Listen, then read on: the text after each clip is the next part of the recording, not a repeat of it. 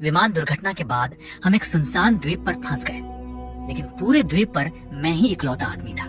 मेरे साथ 18 खूबसूरत महिलाएं भी थीं। हर दिन मैं अपनी जान जोखिम में डालकर मछलियां पकड़ता, आश्रय बनाता और सबके लिए खाने पीने का इंतजाम करता रहा।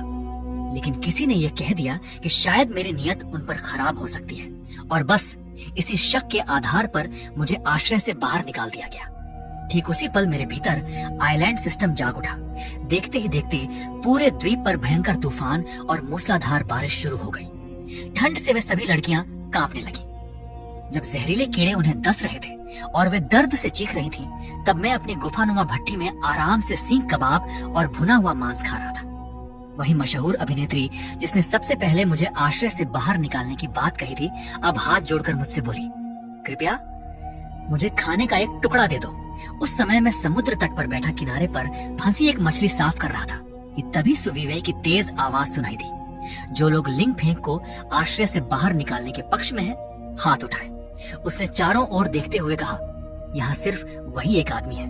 कौन गारंटी दे सकता है कि रात में जब हम सो जाएं, तब वो हमारे साथ कुछ गलत नहीं करेगा। उसकी बात खत्म होते ही कई लड़कियों के चेहरों पर डर साफ दिखाई देने लगा। सुनसान द्वीप, चारों तरफ कोई मदद नहीं, एक अकेला आदमी और 18 महिलाएं। सुविवे अच्छी तरह जानती थी कि लोगों की भावनाओं को कैसे भड़काना है। उसने सिर्फ कुछ शब्दों में ही माहौल को सबसे अंधेरे शक की ओर मोड़ दिया। जैसा उसने सोचा था वैसा ही हुआ। 18 में से 17 लोगों ने हाथ उठा दिया, केवल एक लड़की ने हाथ नहीं उठाया। सुविवे विजयी मुस्कान के साथ मेरी ओर मुड़ी और बोली, लिंग फेंक, देखा, बहुमत का फैसला हो चुका है, अब तुम यहाँ से चले जाओ। मैंने हाथों पर लगे मछली के शल्क झाड़े, कमर झुकाकर साफ की हुई मछली उठाई और शांत स्वर में कहा, अगर यहाँ मेरी जरूरत नहीं है तो मैं चला जाता हूँ। सुविवे कुछ कहने ही वाली थी कि उससे पहले ही किसी ने आवाज लगा दी।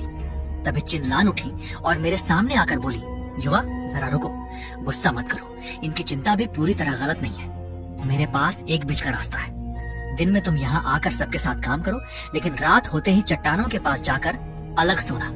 मैं हल्का सा मुस्कुराया और बोला, टीचर चिन, आपने बात बहुत शालीनता से कही है, लेकिन इसका सीधा मतलब सिर्फ इतना है कि आपको एक मुफ्त का नौकर चाहिए। दिन भर काम करे और रात को उसे बांधकर अलग कर दिया जाए। इतना कहकर मैं मुड़ा और घने जंगल की ओर चल पड़ा। सुविवे ने हाथ में पकड़ा पत्थर नीचे फेंका, हाथ झाड़े और बेपरवाही से बोली, जाने दो, अच्छा ही हुआ, अब कम से कम शांति रहेगी। कल से हम खुद अपना खाना ढूंढ लेंगे। लेकिन उसकी बात पर किसी ने हामी नहीं भरी। तभी चिन लान चेन याओ के पास गई और धीमी आवाज में बोली, क्या तुमने कभी सोचा है, यहाँ इकलौता आदमी चला गया, अब भारी काम कौन करेगा। चेन याओ की भौहें सिकुड़ गईं। साफ था कि उसने पहले इस बात पर कभी ध्यान ही नहीं दिया था। सुविवे ने उनकी बात सुन ली और तुरंत बीच में बोल पड़ी, टीचर चिन, आप बेवजह चिंता कर रही हैं। ऐसा कौन सा काम है जो हम नहीं कर सकते। उधर समुद्र के ऊपर डूबते सूरज की आखिरी किरण भी क्षितिज में समा गई। शाम ढलते ही इस सुनसान द्वीप का तापमान उम्मीद से कहीं ज्यादा तेजी से गिरने लगा। उसी समय दूसरी ओर में मछली हाथ में लिए घने जंगल के भीतर लगभग 10 मिनट तक चलता रहा। आखिरकार मैं एक ऊंचे पत्थरीले टीले पर पहुंचा। वहां खड़े होकर सामने दूर तक सब कुछ साफ दिखाई दे रहा था। नीचे वह समुद्र तट भी नजर आ रहा था जहां वे 18 महिलाएं थीं, और सामने फैला अथाह समुद्र भी मेरी आंखों के सामने था। मैंने सोचा, अगर कभी कोई बड़ा जहाज यहाँ से गुजरे तो इस जगह पर बना मेरा ठिकाना उसे सबसे पहले दिखाई देगा। कैंप बनाने के लिए इससे बेहतर जगह शायद ही मिलती। मैंने मछली नीचे रखी और एक चट्टान पर बैठकर गहरी सांस ली। तभी अचानक ऐसा लगा जैसे किसी ने मेरे सिर के पीछे जोर से पकड़कर मरोड़ दिया हो। अगले ही पल गर्दन से लेकर पूरे शरीर में बिजली जैसी झंझनाहट दौड़ गई, मानो मेरी नसों में अचानक कोई अजीब शक्ति भर दी गई हो। उसी समय मेरी आंखों के सामने नीले रंग के पारदर्शी अक्षर उभर आए। सर्वाइवल आइलैंड सिस्टम सक्रिय हो रहा है। होस्ट की पुष्टि हो चुकी है। फंक्शन 1, सभी वस्तुओं की पहचान। फंक्शन 2, 200 से अधिक प्रकार की सर्वाइवल ज्ञान सामग्री का database. Function 3, Dainik sign in और शारीरिक क्षमता में वृद्धि। मैंने तुरंत नीचे जमीन पर पड़े सूखे पत्तों की ओर देखा। उनके ऊपर भी नीले रंग के शब्द उभर आए। सूखी भूरी मछली की पत्तियां। उपयोग, शरीर की गर्मी कम करना, मूत्रवर्धक, सूजन कम करना, जीवाणुरोधी और सूजन रोधी। साधारण खरपतवार। सीधा उपयोग लगभग नहीं, लेकिन सुखाने के बाद इन्हें गर्मी बनाए रखने के लिए इंसुलेशन सामग्री की तरह इस्तेमाल किया जा सकता है। मेरा दिल तेजी से धड़कने लगा। मैंने तुरंत चारों ओर नजर दौड़ाई। पत्थर, समुद्री जीव, पेड़ों की छाल, मिट्टी, आसपास मौजूद हर चीज के ऊपर उसकी जानकारी नीले अक्षरों में तैरने लगी। मैं चट्टान के किनारे खड़ा होकर नीचे समुद्र तट की दिशा से आती महिलाओं की हल्की हंसी और बातचीत सुन रहा था। मेरे होंठों पर अचानक मुस्कान आ गई। हम सब अब एक सुनसान द्वीप पर फंसे हैं, फिर भी उन्हें लगता है कि वे अब भी पहले जैसी ऊंची हैसियत रखती हैं। धीरे धीरे रात उतर आई। समुद्र से उठती नमकीन हवा पूरे तट पर फैल गई। उधर 18 महिलाएं एक ऐसे अलाव के चारों ओर बैठी थीं, जिसे मुश्किल से अलाव कहा जा सकता था।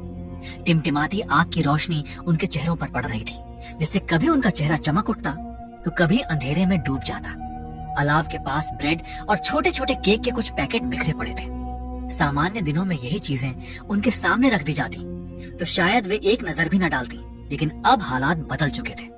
हर किसी को मुश्किल से 2 पैकेट मिले और वे पेट भरने से पहले ही खत्म हो गए। चेन याओ ने क्रीम ब्रेड का एक छोटा पैकेट फाड़ा और पैकेट में बचे छोटे छोटे टुकड़ों तक को झाड़कर मुंह में डाल लिया।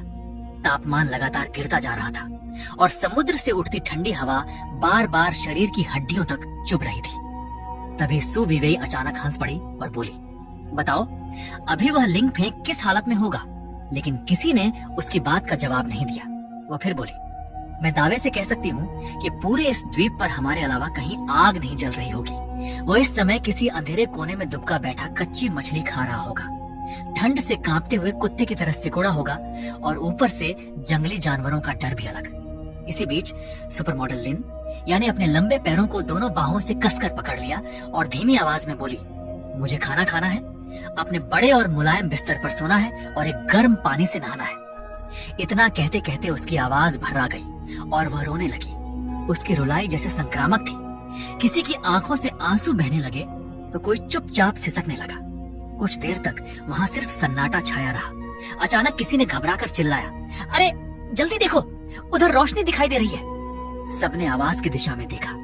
घने अंधेरे जंगल के ऊपर सचमुच पीली लौ जैसी एक रोशनी टिमटिमा रही थी। सभी लोग तुरंत खड़े होकर उस दिशा में देखने लगे। क्या वहाँ और भी कोई जीवित बचा है? अगर कोई और है तो शायद हमारी जान बच सकती है। चलो जाकर देखते हैं। लेकिन तुरंत किसी ने घबरा कर कहा, मैं अंदर नहीं जाऊंगी, वहाँ कहीं सांप हुआ तो। और इतना अंधेरा है, अगर गिर पड़े तो। एक दूसरी लड़की बोली, क्या हम सुबह होने का इंतजार नहीं कर सकते? छिनलान ने सबके चेहरों पर नजर डाली। उन्होंने अपनी मुट्ठी भींची, दांत भींचकर फैसला किया, फिर अलाव के पास गई और उसमें से जलती हुई एक मोटी लकड़ी निकालकर मशाल बना ली। उन्होंने दृढ़ स्वर में कहा, मैं जाकर देखती हूँ। अगर वहाँ सच में कोई है तो शायद उसके पास खाना भी हो। जो मेरे साथ चलना चाहता है चल सकता है, मैं किसी पर दबाव नहीं डालूंगी। इस तरह 18 महिलाएं एक साधारण सी मशाल के सहारे घने जंगल की ओर बढ़ने लगी। अंधेरे में वे संभल संभल कर कदम रख रही थी। पैरों के नीचे पहले मुलायम रेत थी, फिर गीली मिट्टी आ गई और उसके बाद सूखे पत्तों से ढकी हुई ढलान शुरू हो गई। हैरानी की बात यह थी कि जितना वो जंगल के भीतर जाती गईं, ठंड उतनी ही कम महसूस होने लगी। शेन शियाओतांग भूख से अपना पेट पकड़कर चल रही थी। उसका छोटा सा चेहरा दर्द से सिकुड़ गया था। चेन याओ कुछ नहीं बोली, लेकिन उसके कदम पहले से कहीं तेज हो गए थे। उधर मैं अपने चट्टानी ठिकाने के सामने बैठा था। मेरे सामने जलती हुई आग स्थिर और तेज लपटों के साथ ढक रही थी। 3 तरफ ऊंची चट्टानें थीं, जो समुद्र से आने वाली ठंडी हवा को पूरी तरह रोक रही थी। समुद्र तट पर महिलाओं के उस डगमगाते अलाव की तुलना में मेरा ये ठिकाना किसी स्वर्ग से कम नहीं लग रहा था। सिस्टम के ज्ञान भंडार ने मिट्टी की भट्ठी बनाने की पूरी प्रक्रिया सीधे मेरे दिमाग में पहुंचा दी थी। पहली बार होने की वजह से हाथ थोड़े अनाड़ी जरूर थे, लेकिन फिर भी मैंने कुछ ही मिनटों में भट्ठी तैयार कर ली। शाम ढलने से पहले मैं कैंप के आसपास एक चक्कर लगाकर आया था। तभी मेरी नजर जमीन पर उगी एक छोटी सी झाड़ी पर पड़ी, जिसे आमतौर पर कोई देखता भी नहीं। तुरंत उसके ऊपर नीले रंग की जानकारी उभर आई। जंगली सुगंधित पौधा, हल्की तीखी खुशबू, काली मिर्च के विकल्प के रूप में इस्तेमाल किया जा सकता है। मछली की गंध दूर करने और स्वाद बढ़ाने में बेहद प्रभावी। फिर मैंने पास के एक टेढ़े पेड़ की जड़ के पास उगे सुनहरे रंग के कुछ मशरूम देखे। चैंट्रेल मशरूम खाने योग्य, स्वाद बेहद मुलायम, प्रोटीन से भरपूर। भूनकर या पकाकर खाने पर सबसे बेहतरीन स्वाद मिलता है। जब इसे भुनी हुई मछली की सुनहरी चर्बी के साथ खाया जाए तो इसका स्वाद कई गुना बढ़ जाता है। इतनी जानकारी पढ़ते ही मेरे मुंह में पानी भर आया। मैंने आग पर रखी मछली को पलटा। दूसरी तरफ से वो पूरी तरह पक चुकी थी। उसकी सतह सुनहरी, कुरकुरी और बेहद स्वादिष्ट दिखाई दे रही थी। मैंने भुने हुए मशरूम की सीख उतारी और एक कौर लिया। बाहर की परत हल्की कुरकुरी थी, जबकि अंदर का हिस्सा टोफू की तरह बेहद मुलायम। पूरे मुंह में मशरूम की गहरी और लाजवाब खुशबू फैल गई। मैंने ठंडी हवा में एक लंबी सांस ली और गर्म चट्टान से पीठ टिकाकर आराम से बैठ गया। मुझे बिल्कुल भी अंदाजा नहीं था कि जिन्होंने मुझे आश्रय से बाहर निकाल दिया था, वे 18 लड़कियां अब मेरी आग की रोशनी और भुने हुए खाने की खुशबू का पीछा करते हुए धीरे धीरे इसी तरफ चली आ रही थी। मैं अभी भी ताजे चैंटरेल मशरूम का स्वाद ले रहा था। मुंह में उसकी खुशबू पूरी तरह घुली हुई थी कि तभी बगल की झाड़ियों से अचानक सरसराहट की आवाज सुनाई दी। मेरा हाथ वहीं रुक गया।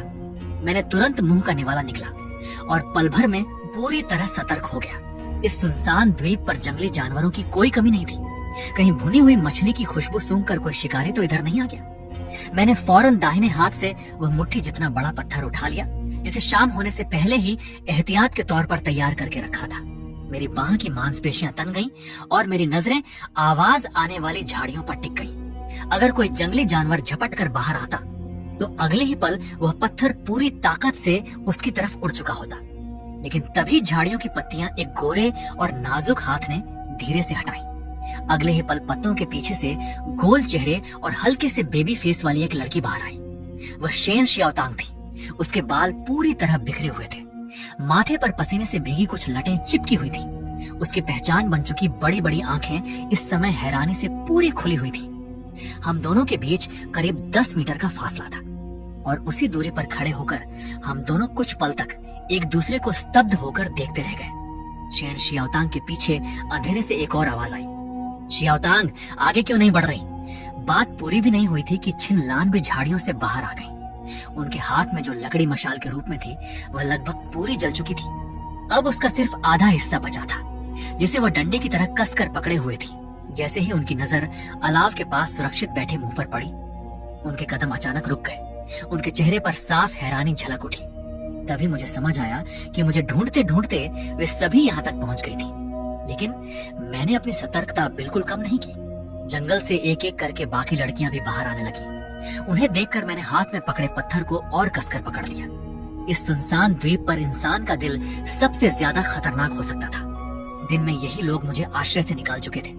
अब रात में कौन जानता था कि आग और खाने के लिए वे क्या कर बैठे। इसी बीच सबसे पीछे खड़ी सु विवेई भी भीड़ को चीरते हुए आगे आ गई। जैसे ही उसने अलाव के पास बैठे मुझे देखा, वह अनायास चीख पड़ी, क्या तुम? उसकी नजर मुझसे हटकर उस तेज जलते अलाव पर गई, फिर सुनहरी भुनी हुई मछली और मशरूम पर टिक गई। उसके चेहरे का रंग देखते ही देखते उड़ गया। कुछ ही देर पहले वह समुद्र तट पर पूरे विश्वास से कह रही थी कि मैं ठंड से किसी आवारा कुत्ते की तरह कांप रहा हूँगा, लेकिन अब सच उसके सामने था। मैंने न सिर्फ आराम से आग जला रखी थी, बल्कि स्वादिष्ट भुनी हुई मछली और मशरूम भी खा रहा था। ऊपर से जंगली मसालों और पत्तियों से उनका स्वाद भी बढ़ा लिया था। दूसरी तरफ वे 18 तथाकथित ऊंचे दर्जे की लड़कियां सिर्फ सस्ती ब्रेड के कुछ टुकड़े खाकर ठंडी समुद्री हवा में कांप रही थी। यह नजारा सुविवेई के लिए किसी तमाचे से भी ज्यादा अपमानजनक था। उसके चेहरे के बदलते भाव देखकर मैं हल्के से हंसा और ठंडे स्वर में बोला, क्या हुआ? रास्ता भटक गई हो? तुम लोगों का समुद्र तट तो उस तरफ है, कहीं गलत जगह तो नहीं आ गई? मेरी बात सुनने में भले ही सामान्य थी, लेकिन चेहरे पर मासूमियत के साथ रास्ता दिखाने का मेरा अंदाज किसी भी ताने से कहीं ज्यादा चुभने वाला था। सुविवेई हवा में फैली भुनी हुई मछली की लाजवाब खुशबू सूंघ रही थी। उसके गले से अनायास ही लार निकलने की आवाज निकली। अगले ही पल उसका चेहरा शर्म और गुस्से से लाल हो गया। लालिमा गर्दन से होती हुई कानों तक फैल गई। इतने में उसके पेट ने भी उसका साथ छोड़ दिया। कुट कुट, भूख से उसके पेट की आवाज सबने साफ सुन ली।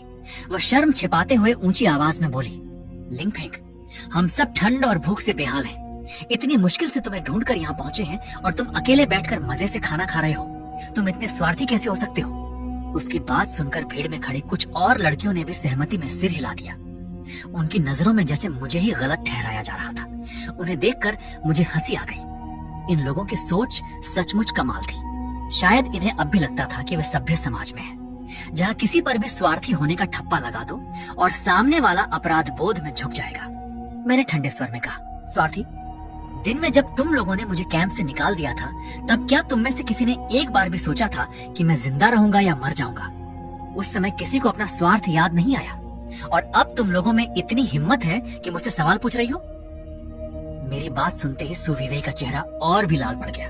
उसने कांपते हुए उंगली मेरी तरफ उठाई, लेकिन गुस्से में उसे इतनी तेज खांसी आने लगी कि काफी देर तक उसके मुंह से एक शब्द भी नहीं निकला। ये देखकर छिन्नलान को मजबूर होकर आगे आना पड़ा।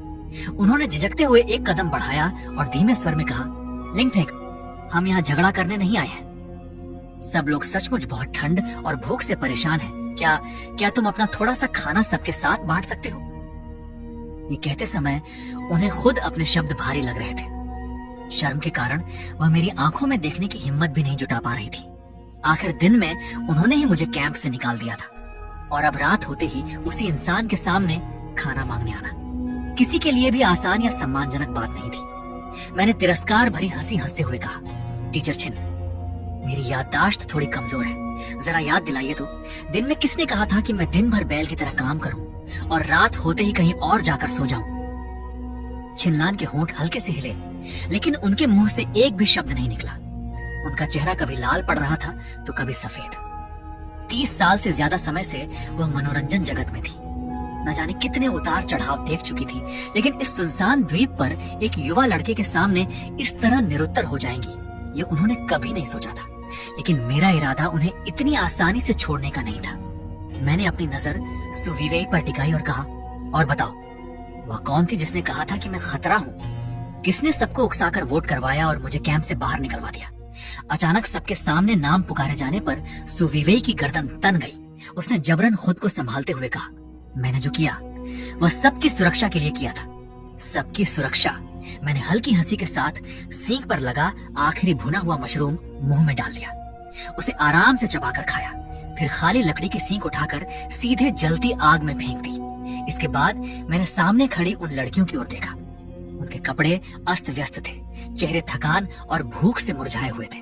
मैंने शांत लेकिन तीखे स्वर में कहा, उस समय तुम सबने हाथ उठाकर मुझे इस तथाकथित खतरे को अपने कैंप से बाहर निकाल दिया था, लेकिन अब वही लोग इस खतरे के सामने खड़े होकर उससे खाना मांग रहे हैं। तो क्या मैं खतरा हूँ या नहीं, इसका फैसला अब इस बात से होगा कि तुम्हें भूख लगी है या नहीं। मेरी बात सुनते ही सिर्फ छिनलान ही नहीं, बल्कि वे लड़कियां भी, जो अभी तक मुझे नाराजगी से देख रही थीं, चुपचाप सिर झुकाकर मेरी नजरों से बचने लगी। समुद्र तट पर वे एक कमजोर सी आग के सहारे ब्रेड के कुछ टुकड़ों पर गुजारा करते हुए एक दूसरे से सटकर ठंड काट रही थी, और दूसरी ओर मैं था, जिसे उन्होंने खुद अपने हाथों से कैंप से निकाल दिया था।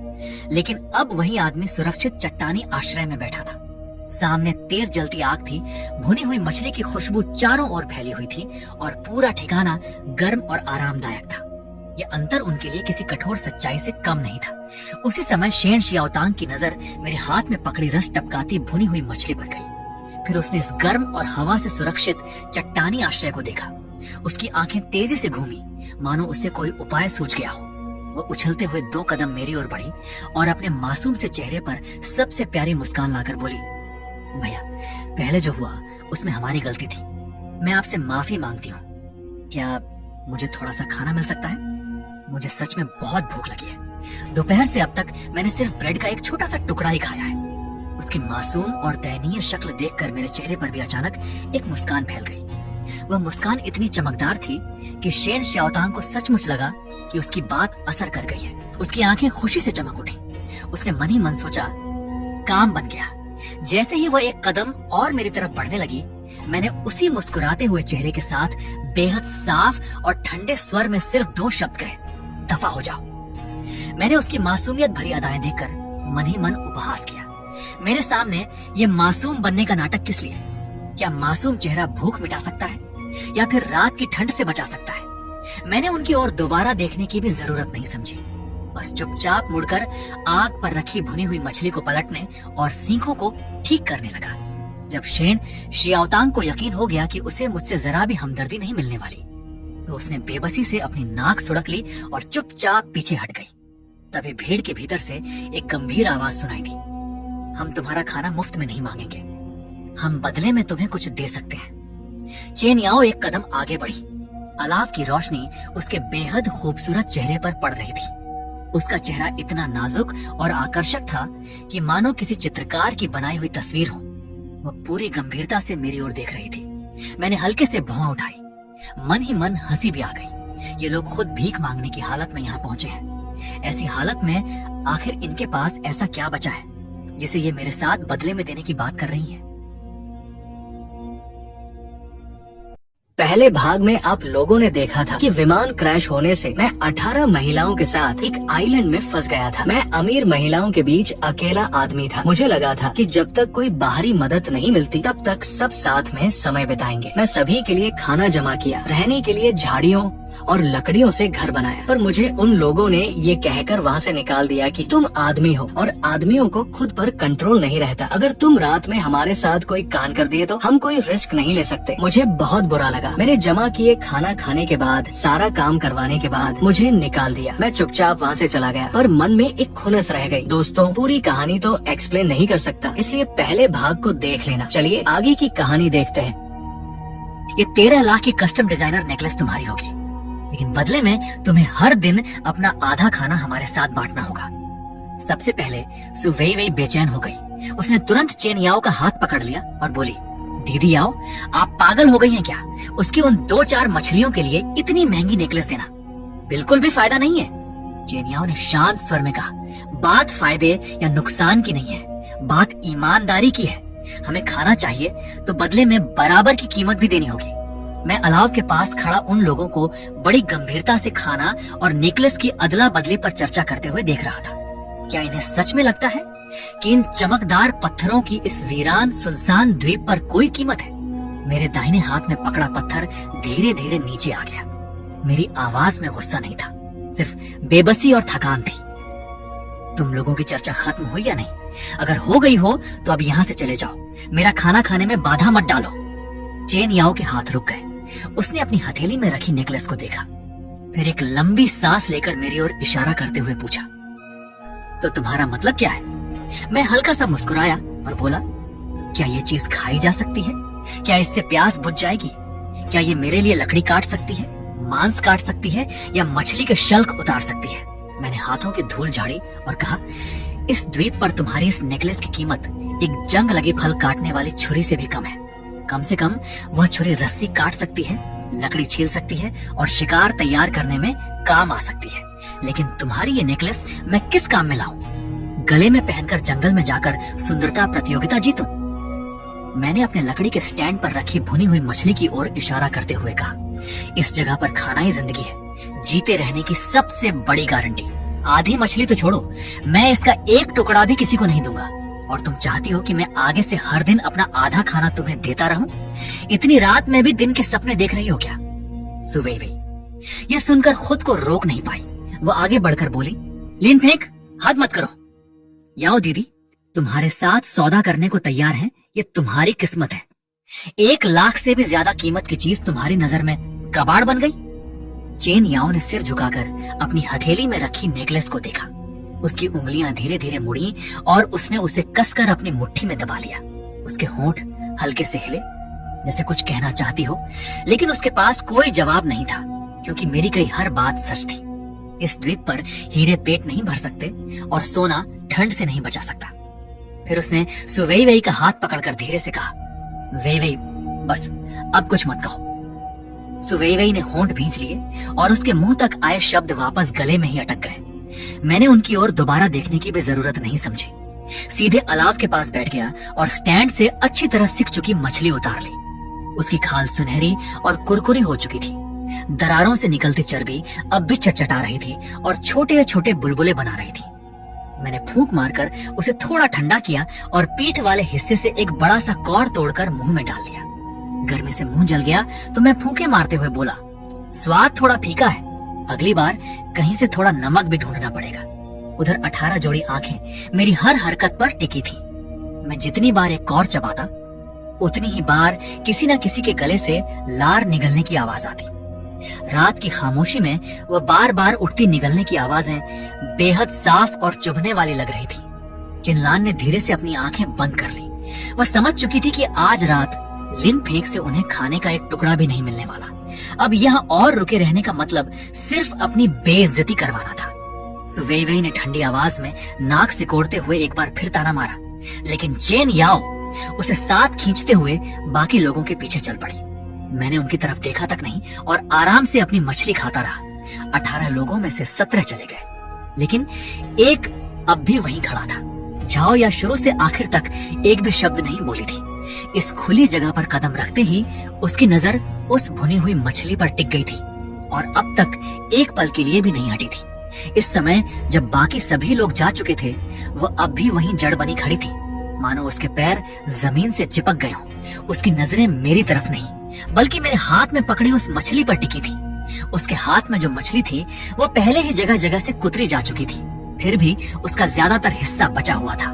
उसका गला बार बार सूख रहा था और उसकी उभरी हुई कंठगांठ ऊपर नीचे हो रही थी। दूर से किसी ने आवाज लगाई, झाओ या, वहां क्या कर रही हो, जल्दी आओ। झाओ या जैसे अचानक नींद से जागी। उसने घबराकर हाँ में जवाब दिया। जाने से पहले उसने आखिरी बार मेरे हाथ में पकड़ी भाप छोड़ती हुई भुनी मछली को लालच भरी नजरों से देखा। फिर उसने अपने होंठ काटे और अनमने मन से मुड़कर दौड़ती हुई बाकी लोगों के साथ जा मिली। हालांकि वे लोग कहने को वहां से चले गए थे, लेकिन सच में समुद्र किनारे वापस नहीं लौटे। करीब 50-60 मीटर दूर जाकर वे रुक गए। वहां चारों तरफ पेड़ों से घिरी एक खुली जगह थी। जगह भले ही साधारण और छोटी थी, लेकिन पेड़ों की वजह से हवा से कुछ बचाव हो जाता था। कम से कम खुले समुद्र तट की तरह तेज समुद्री हवाएं उन्हें पूरी तरह नहीं झेलनी पड़ती थी। झोटिंग तुरंत सु वेइवेई का पक्ष लेने के लिए आगे आ गई। वो हमेशा से उसी के साथ रहती थी। उसने ऊंची आवाज में कहा, मान लो लिन फेंक हमारे साथ रह भी जाता तो क्या हो जाता? तुमने उसका स्वभाव नहीं देखा? वो हद से ज्यादा स्वार्थी है।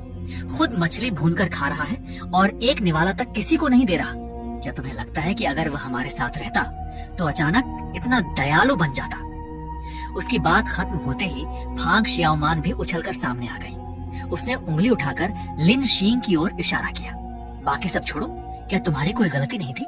अगर उस समय तुम विरोध में खड़ी हो जाती तो शायद नतीजा कुछ और होता। लिन शींग ने उसकी उठी हुई उंगली को देखा और हंसी रोकते रोकते रह गई।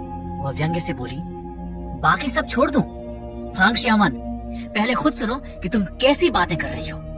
सच तो ये है कि शुरुआत सु वेइवेई ने की थी। तुम सबने उसका साथ दिया और भीड़ बनकर शोर मचाया। अब जब मामला बिगड़ गया है तो सब अपनी अपनी जिम्मेदारी से बचना चाहते हो। दुनिया में इतनी आसानी से कोई अपने पाप धो सकता है क्या? सु वेइवेई भी तुरंत पलटकर बोली, वोट तो सबने दिया था। क्या सिर्फ तुम ही सबसे ज्यादा समझदार थी? अगर तुम्हें सब पहले से पता था तो उस समय हमें क्यों नहीं रोका? अब मुझ पर उंगली उठाने का क्या हक है तुम्हें? फांग शियाओमान का गुस्सा बढ़ता ही जा रहा था। वह बोलते बोलते हाथ हवा में इतनी जोर से घुमा रही थी कि उसका हाथ लगभग शेन शियाओतांग के चेहरे पर जा लगता। शेन शियाओतांग घबराकर तुरंत एक कदम पीछे हट गई। देखते ही देखते फांग शियाओमान ने अपनी बाहों की आस्तीन चढ़ा ली, जबकि सु वेइवेई ने भी पास पड़ी एक मोटी टहनी कसकर पकड़ ली। ऐसा लग रहा था कि अगले ही पल दोनों के बीच हाथापाई शुरू हो जाएगी। तभी चेन याओ अचानक खड़ी हो गई। उसकी एक तेज आवाज ने पूरे शोर को दबा दिया। उसने अपनी नेकलेस जेब में रखी, फिर थके हुए अंदाज में अपना माथा दबाते हुए बोली, बस करो, बहुत हो गया। अगर बहस जीत भी गई तो क्या मिलेगा? पेट तो फिर भी खाली रहेगा। ये सुनते ही सु वेइवेई चुप हो गई।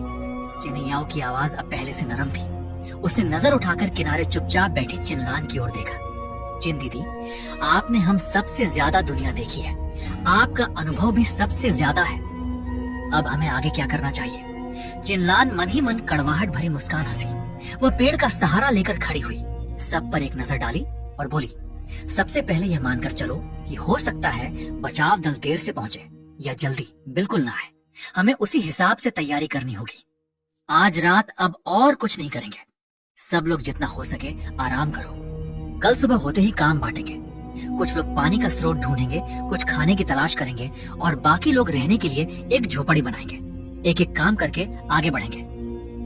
उसकी बात खत्म होते ही भीड़ धीरे धीरे बिखर गई। हर कोई अपने लिए कोई कोना ढूंढकर लेट गया। कहने को तो सभी आराम करने की कोशिश कर रहे थे, लेकिन असलियत बेहद दर्दनाक थी। मच्छरों का झुंड कानों के पास ऐसे भनभना रहा था जैसे कोई पूरी रात संगीत कार्यक्रम चला रहा हो। उनकी आवाज लगातार गूंज रही थी और रुकने का नाम ही नहीं ले रही थी। किसी ने झल्लाकर अपने हाथ से जोरदार थप्पड़ मारा। हथेली खोली तो उस पर मच्छर का खून फैला हुआ था। मैं तो पागल हो जाऊंगा, दूसरा करा उठा। बोलो भी मत, मुंह खोलते ही लगता है मच्छर अंदर घुस जाएंगे। बहुत खुजली हो रही है, बहुत ज्यादा। सब लोग करवटें बदलते रहे। कोई बड़बड़ा रहा था, कोई होंठ भींचकर दर्द सह रहा था। लेकिन उस रात वहां मौजूद एक भी इंसान सच में सो नहीं पाया।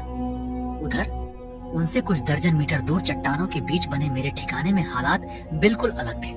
मैं सूखे नारियल के पत्तों से बनाए बिछौने पर आराम से लेटा हुआ था। तीन तरफ खड़ी ऊंची चट्टानें तेज हवा को पूरी तरह रोक रही थी। सामने जलता अलाव पूरी गुफानुमा जगह को गर्माहट दे रहा था। मुझे तो उल्टा थोड़ी गर्मी महसूस होने लगी, इसलिए मैंने अपनी एक टांग बिछौने से बाहर निकाल दी। सबसे मजेदार बात यह थी कि मेरे आसपास एक भी मच्छर नहीं भटक रहा था। ये जगह किसी मच्छर भगाने वाली अगरबत्ती से भी 100 गुना ज्यादा असरदार थी। मैंने करवट बदली, जमकर एक लंबी जम्हाई ली।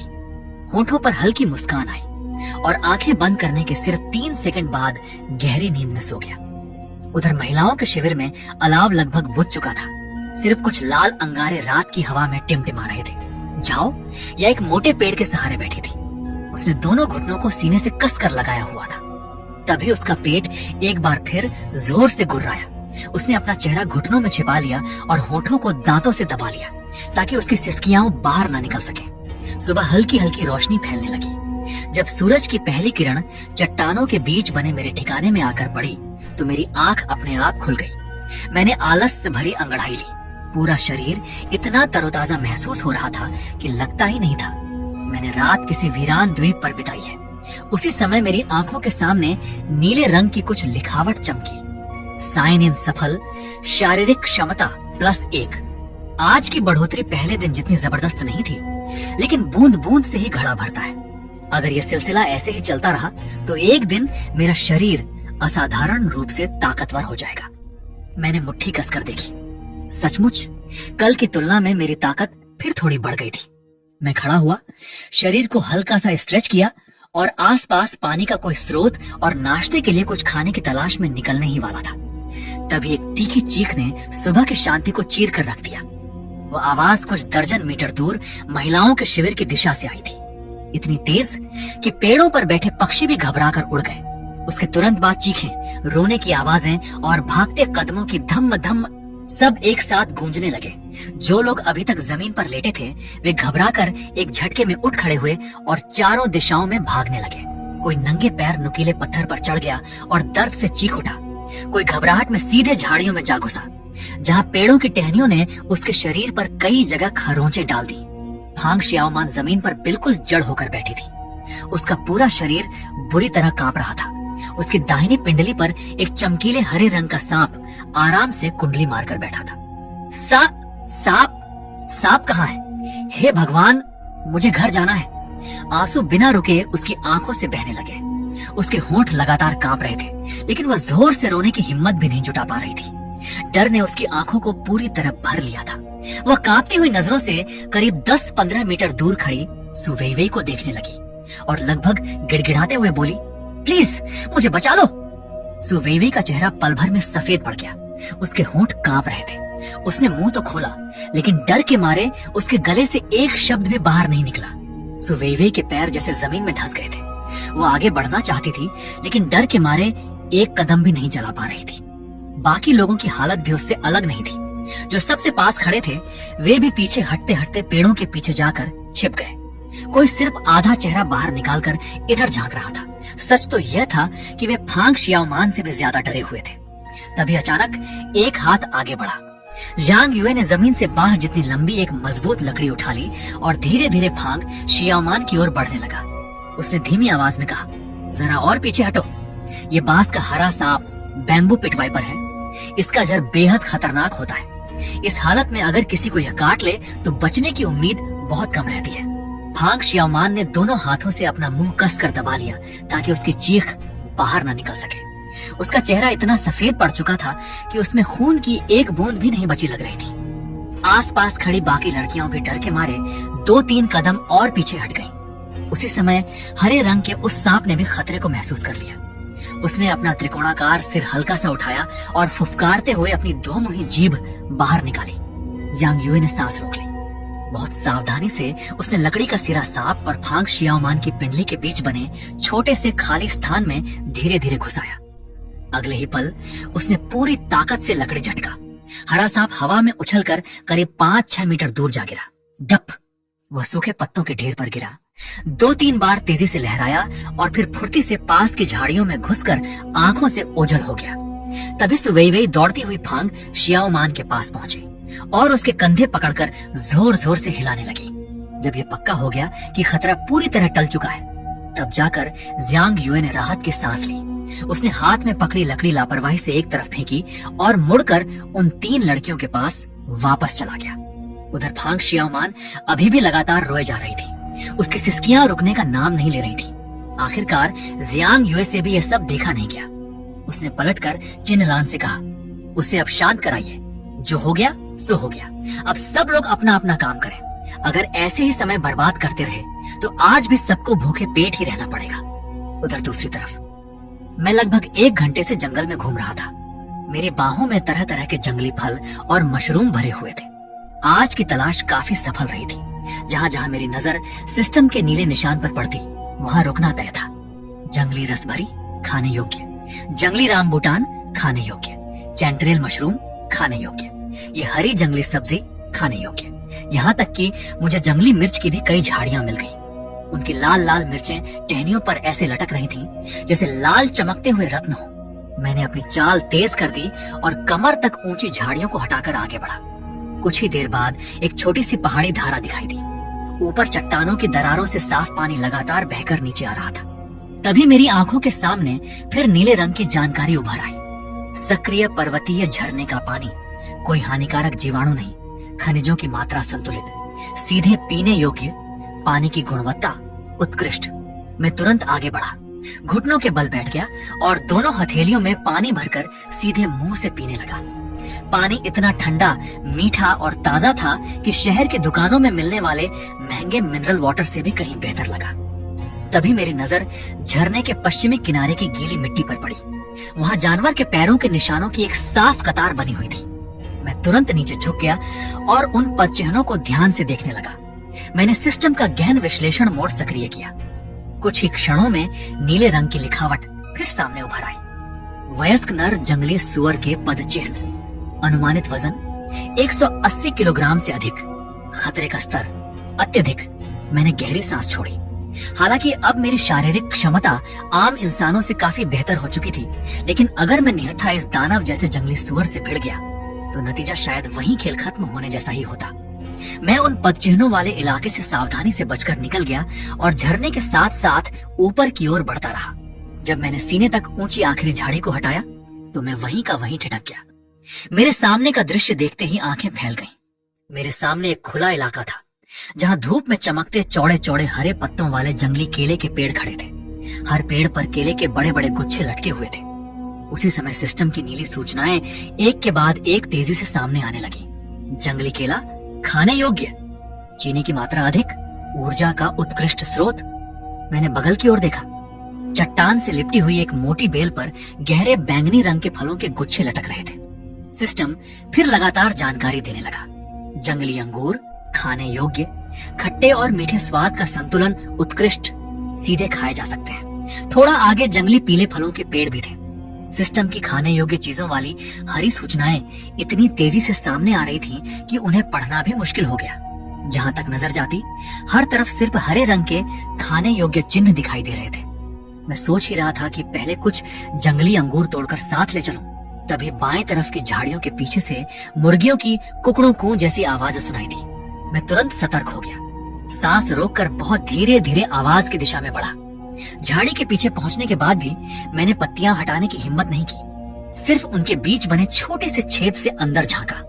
करीब 5 मीटर दूर एक खुली जगह पर 7-8 जंगली मुर्गियां आराम से जमीन कुरेदकर कीड़े ढूंढ रही थी। मेरी आंखों में तुरंत चमक आ गई। मैंने आसपास नजर दौड़ाई और एक मजबूत बेल खोजने लगा। कुछ ही देर में सिस्टम ने जानकारी दी। लोचदार बेल, मजबूती अत्यंत उत्कृष्ट, जाल बुनने के लिए उपयुक्त। मैंने बिना देर किए उस बेल का एक बड़ा गुच्छा काट लिया, फिर पास ही एक समतल चट्टान पर बैठ गया और जाल बुनना शुरू कर दिया। सिस्टम के ज्ञान भंडार में मौजूद जाल बनाने की तकनीक किसी प्रशिक्षण वीडियो की तरह मेरे दिमाग में बार बार चलने लगी। मेरी उंगलियां उसी लय में तेजी से बेलों को मोड़ने, बुनने और कसने लगी। शुरुआत में मेरे हाथ थोड़े अनाड़ी थे, लेकिन जितना ज्यादा बुनता गया उतनी ही मेरी गति और सफाई बढ़ती गई। जब तक सूरज सिर के ऊपर से थोड़ा पश्चिम की ओर झुकने लगा, तब तक करीब 2 मीटर लंबा और 2 मीटर चौड़ा बेलों का एक मजबूत जाल तैयार हो चुका था। मैंने उसे उठाकर जोर से झटका, फिर दोनों तरफ से खींचकर उसकी मजबूती परखी। बहुत बढ़िया। जाल के छेद न ज्यादा बड़े थे न बहुत छोटे, इतने की मुर्गी का सिर निकल सकता था, लेकिन पूरा शरीर नहीं। शिकार के लिए इतना काफी था। मैंने जाल को सावधानी से लपेटा, बगल में दबाया और फिर झुककर बिल्ली की तरह दबे पांव उसी झाड़ी की ओर लौट गया। पीछे पहुंचकर मैं पेट के बल लेट गया और पत्तों के बीच बनी दरार से अंदर झांका। मेरी किस्मत आज सचमुच साथ दे रही थी। वे जंगली मुर्गियां अभी भी वहीं थी। इतना ही नहीं, अब उनकी संख्या पहले से भी बढ़ चुकी थी। 7-8 की जगह अब 12-13 मुर्गियां आराम से जमीन को रेतते हुए कीड़े खोज रही थी। मैंने धीरे धीरे अपनी मुद्रा बदली, लेटे हुए से उठकर घुटनों के बल बैठ गया। दोनों हाथों से जाल पूरी तरह फैलाया और उसके किनारों को मजबूती से पकड़ लिया। मैंने एक गहरी सांस ली, नजर शिकार पर टिकाई। 3, 2, 1। मैंने पूरी ताकत से जाल उनकी ओर उछाल दिया। उधर दूसरी ओर चेनियाओं और बाकी लोग शिविर के आसपास की झाड़ियों से जंगली बेरों का एक छोटा सा ढेर इकट्ठा करके लाए थे। शायद वे अभी पूरी तरह पके नहीं थे, इसलिए स्वाद में काफी खट्टे और कसैले थे, लेकिन कम से कम भूख मिटाने के लिए कुछ तो था। खुले आसमान के नीचे पूरी रात बिताने की वजह से कई लोगों को सर्दी लग गई थी। किसी की नाक बह रही थी तो कोई लगातार छींक रहा था। सबसे बड़ी समस्या पानी की थी। कल से अब तक किसी ने मीठे पानी की एक बूंद भी नहीं पी थी। कुछ लोगों ने मजबूरी में समुद्र का पानी छक लिया था, लेकिन नतीजा यह हुआ कि उनकी जीभ सूज गई और ठीक से बोलना भी मुश्किल हो गया। स्थिति को देखते हुए चिन लान ने तुरंत सभी को 4 समूहों में बांट दिया। जियांग युए 3 लोगों को लेकर जलाने लायक लकड़ियां इकट्ठा करने निकल गया। सुवेवेई चेन याओ को साथ लेकर समुद्र तट की पूरी लंबाई छान आई, लेकिन उन्हें खाने लायक तो दूर, ढंग का एक सीप भी नहीं मिला। जोटिंग थककर पसीना पोंछते हुए वहीं जमीन पर धम्म से बैठ गई। और सबसे अजीब बात तो ये थी कि पूरा समुद्र तट बिल्कुल साफ था। न कोई समुद्री घास, न कोई बहकर आया हुआ खाने लायक सामान। दोपहर के करीब 1 बजे झाओ या एक पेड़ का सहारा लेकर हाँफती हुई वापस लौटी। काफी देर तक सांस संभालने के बाद उसने सूखे गले से मुश्किल से कुछ शब्द निकाले। हमें पानी नहीं मिला। इतना सुनते ही पूरे समूह में हड़कंप मच गया। क्या मतलब पानी नहीं मिला? ऐसा कैसे हो सकता है? तुम लोग किस दिशा में ढूंढने गए थे? बस एक ही काम दिया था, वो भी ठीक से नहीं कर पाए। चारों तरफ से सवालों की बौछार होने लगी। झाओ या का चेहरा और भी बदसूरत हो गया। वह पहले ही प्यास से बेहाल थी, गला जल रहा था और लौटते ही सबके ताने सुनने पड़े। आखिरकार उसका सब्र टूट गया। वह तेज आवाज में चिल्लाई, अगर तुम्हें लगता है कि इतना आसान है तो तुम लोग खुद जाकर ढूंढ लो। जंगल की झाड़ियां इतनी घनी हैं कि एक कदम आगे का रास्ता भी नहीं दिखता। जमीन पर सड़े हुए पत्ते बिछे हैं। हर 2 कदम पर फिसलने का डर रहता है। हार्ट्स, जिसे इतना शौक है वही जाकर कोशिश कर ले। दोनों पक्षों के बीच बहस बढ़ती देख चिनलान तुरंत बीच में आ गई। उसने ऊंची आवाज में कहा, बस अब कोई नहीं झगड़ेगा। अगर हमें जल्दी मीठा पानी नहीं मिला तो सचमुच बड़ी मुसीबत खड़ी हो जाएगी। अब सब लोग साथ निकलो और अलग अलग दिशाओं में पानी खोजो। इस समय किसी की हैसियत, शोहरत या घमंड की कोई कीमत नहीं थी। जिंदा रहना सबसे जरूरी था। 18 लोग एक साथ जंगल की ओर दौड़ पड़े। वे ऐसे इधर उधर फैल गए जैसे चींटियों का झुंड किसी चीज की तलाश में निकल पड़ा हो। किस्मत ने आखिर उनका साथ दे ही दिया। करीब 40 मिनट बाद दक्षिण पश्चिम दिशा से किसी की जोरदार आवाज गूंजी, पानी मिल गया, यहाँ पानी है, जल्दी आओ। ये सुनते ही सभी लोग पूरी ताकत से उसी दिशा में दौड़ पड़े। नीचे झाड़ियों का एक हिस्सा पार करते ही उनके सामने एक पतली सी मीठे पानी की धारा बहती दिखाई दी। शेन शियाओतांग सबसे पहले वहां पहुंची। वह घुटनों के बल झुक गई और सीधे अपना मुंह पानी की सतह पर लगाकर गटागट पीने लगी। उसके तुरंत बाद 7-8 लोग और टूट पड़े। कोई दोनों हथेलियों में पानी भर भर कर पी रहा था, कोई शेन शियाओतांग की तरह पेट के बल लेटकर सीधे धारा से पानी पी रहा था। तो कोई अपना पूरा चेहरा ही पानी में डुबोकर ठंडक महसूस कर रहा था। सुवैवई ने लगातार 2 बड़े घूंट पानी पिया, फिर सिर उठाया। उसके चेहरे पर पानी की बूंदें चमक रही थीं और उसकी आंखों में राहत साफ दिखाई दे रही थी। आह, कितना सुकून मिल गया। जियांग युए भी कुछ देर तक किनारे खड़ा होकर धारा को ध्यान से देखता रहा। सबको पानी पीते देखकर जब उसे यकीन हो गया कि कोई खतरा नहीं है, तभी वह झुककर धीरे धीरे पानी पीने लगा। पानी से पेट भरने के बाद सब लोग धारा के किनारे बैठ गए। द्वीप पर आने के बाद पहली बार उनके चेहरों पर थोड़ी राहत दिखाई दी। 2 लड़कियां तो पानी में हाथ डालकर एक दूसरे पर छींटे मारने भी लगी। सुवैवई ने चारों तरफ नजर दौड़ाई और बोली, अगर ऐसा है तो क्यों ना हम अपना शिविर यहीं पश्चिम वाली तरफ बना लें। शाम तक अगर लकड़ियां भी इकट्ठी हो जाए और कुछ जंगली फल मिल जाए तो आज की रात किसी तरह निकल जाएगी। इतना कहते कहते उसकी आवाज धीमी पड़ गई। बस मांस नहीं है। ये सुनते ही सबकी नजरें एक साथ उसी दिशा में घूम गईं, जहां झाड़ियों की टहनियां किसी के आने से हिल रही थी। अगले ही पल एक नंगे बदन वाला आदमी झाड़ियों से बाहर निकला। वो मैं था। मेरी कमर से एक मोटी बेल की बनी थैली बंधी हुई थी, जो पीले पीले जंगली फलों और लाल रामबुटानों से ठूंस कर भरी हुई थी। लेकिन सबसे ज्यादा ध्यान खींच रही थी मेरी गर्दन से लटकती हुई 4 मोटी जंगली मुर्गियां। वे हर कदम पर आगे पीछे झूल रही थी। मौके पर मौजूद सभी लोगों की आंखें एक साथ उन चारों मुर्गियों पर टिक गई। मैं बिना किसी की ओर देखे आराम से उनके सामने से गुजर गया। गर्दन से लटकती मुर्गियां मेरे कदमों के साथ ऐसे झूल रही थीं, मानो जानबूझकर उन्हें चिढ़ा रही हों। जब तक मेरी पीठ उनकी नजरों से पूरी तरह ओझल नहीं हो गई, तब तक पूरे इलाके में सन्नाटा छाया रहा। कोई एक शब्द भी नहीं बोला। शेन शियाओतांग उस दिशा में टकटकी लगाए देखती रही जहां मैं गायब हुआ था। फिर उसे याद आया कि दोपहर में उसने सिर्फ खट्टे कच्चे जंगली बेर खाकर पेट भरा था। उसकी आंखें लाल हो गईं और वह लगभग रो ही पड़ी। झाओ यानी हथेली में बचा हुआ आखिरी घूंट पानी मुंह में डाल लिया। उसके चेहरे पर ऐसी उलझन और पछतावा था कि उसे शब्दों में बयान करना मुश्किल था। लिनशिंग ने अपना माथा मलते हुए लंबी सांस ली और धीमे से बोली, हमारे और उसके बीच का फर्क सचमुच बहुत ज्यादा है। आगे की कहानी अगले भाग में। पिछले भाग में आप लोगों ने देखा कि 18 अमीर महिलाओं के साथ मैं एक आइलैंड में फंस गया था और वे घमंडी महिलाएं अपने समूह से मुझे अपमानित करके निकाल दिया था। मुझे बहुत बेइज्जती फील हुई, इसलिए मैं वहाँ से चला गया और अपना अलग ठिकाना बनाया। घमंडी महिलाएं अमीर परिवार से थी, तो उन्हें अनजान आइलैंड में सरवाइव करना नहीं आता था। मैं उनसे अलग होने के बाद पानी ढूंढने निकला, खाने लायक फल और मुर्गियों का एक झुंड भी खोज निकाला था। जब मैं मुर्गियों को पकड़कर गले में लटका कर जा रहा था, तब तक वे पानी खोज चुकी थी। जब वे पागलों की तरह पानी पी रही थी, तभी मैं वहाँ से गुजरा। मेरे गले में मुर्गियों का मांस और काफी सारे फल रखे हुए थे। वे सब मुझे ही देखती रह गई। अब आगे कैंप में वापस आकर मैंने इसे तैयार करना शुरू किया। हाथ में पकड़ी इस जंगली मुर्गी को तौला तो अंदाजा हुआ कि पंख और अंदरूनी अंग निकालने के बाद भी कम से कम 2.5 किलो तो होगी ही। एक आदमी के लिए पेट भरकर खाने के लिए ये काफी थी। अब सवाल था कि इसे स्वादिष्ट तरीके से भूनूं कैसे। मैंने थोड़ा सोचा, फिर मुर्गी को लेकर ढलान से नीचे समुद्र की सतह दिखाई न देने वाली जगह तक गया। चट्टानों के पास मुझे पानी से भरी एक गहरी जगह मिली। मैंने पूरी मुर्गी को उसमें डालकर लगभग 10 मिनट तक भिगोया, जब तक वो अच्छी तरह भीग नहीं गई। फिर उसे लेकर कैंप में वापस आया। एक मोटी लकड़ी की छड़ी काटी और उसे मुर्गी के आर पार डालकर आग के ऊपर टिका दिया। इसके बाद मैंने जलती हुई लकड़ियों को थोड़ा फैला दिया ताकि तेज लपटें कम हो जाए और नीचे सिर्फ अंगारों की गर्मी रह जाए, जो धीरे धीरे मुर्गी को अंदर तक पकाए। तेज आग पर भुना खाना बाहर से जलकर कोयला बन जाता है, लेकिन धीमी आंच पर पकाया जाए तो वही असली स्वादिष्ट खाना बनता है। मैंने केले का एक पत्ता तोड़ा और उसे पहले से जमा करके रखे समुद्री पानी में डुबोया। फिर हर कुछ मिनट में उस पत्ते से मुर्गी के ऊपर समुद्री पानी की एक पतली परत समान रूप से लगा देता। इस तरह बाहर की परत में हल्का नमकीन स्वाद और भुनी हुई खुशबू आती, जबकि अंदर का मांस अपना प्राकृतिक मीठा स्वाद बनाए रखता। ऐसा नहीं होता कि एक निवाला लेते ही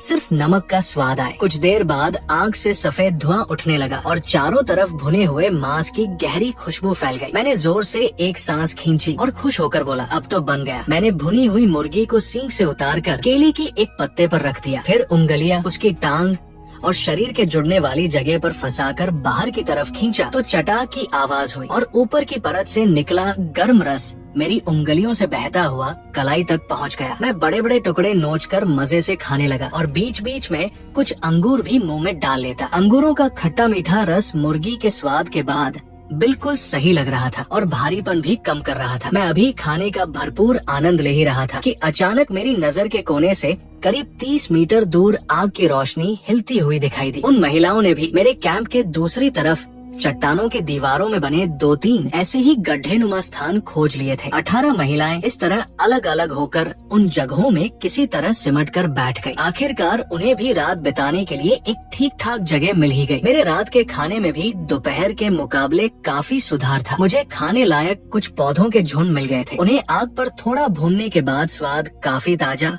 और अच्छा लगा। फल भी काफी सारे मिल गए थे और उनमें से ज्यादातर अच्छी तरह पक चुके थे, इसलिए खटास भी ज्यादा नहीं थी। कम से कम उन्हें आसानी से निगला तो जा सकता था। असल में इस इलाके में खाने लायक पौधों की कोई कमी नहीं थी, लेकिन इन लोगों को उनके बारे में जरा भी जानकारी नहीं थी। 10 फलों में से ज्यादा 2-3 ही ऐसे थे जिनके बारे में पक्का कहा जा सकता था कि वे जहरीले नहीं हैं। बाकी फलों को चखकर अपनी जान जोखिम में डालने की हिम्मत किसी में नहीं थी। सो वीवी एक शहतूत जैसा जंगली फल चबा रही थी। खटास इतनी तेज थी कि उसका चेहरा सिकुड़कर अजीब सा हो गया। वो खुद को दिलासा देने के लिए कुछ कहने ही वाली थी कि तभी शाम की हवा के साथ भुने हुए मांस की खुशबू तैरती हुई उनके पास आ पहुंची। सभी के हाथ वही रुक गए। उन्होंने एक साथ मेरी तरफ देखा। मैं करीब 30 मीटर दूर पूरी की पूरी सुनहरी भुनी हुई मुर्गी पकड़े बैठा था और बड़े बड़े टुकड़े नोचकर मजे से खा रहा था। मेरे दांतों से चिकन की कुरकुरी त्वचा खींचकर अलग हो रही थी और उसके अंदर से गर्म भाप के सफेद गुबार निकल रहे थे। मेरा मुंह मांस से भरा हुआ था और गाल लगातार हिल रहे थे। बीच बीच में मैं रुककर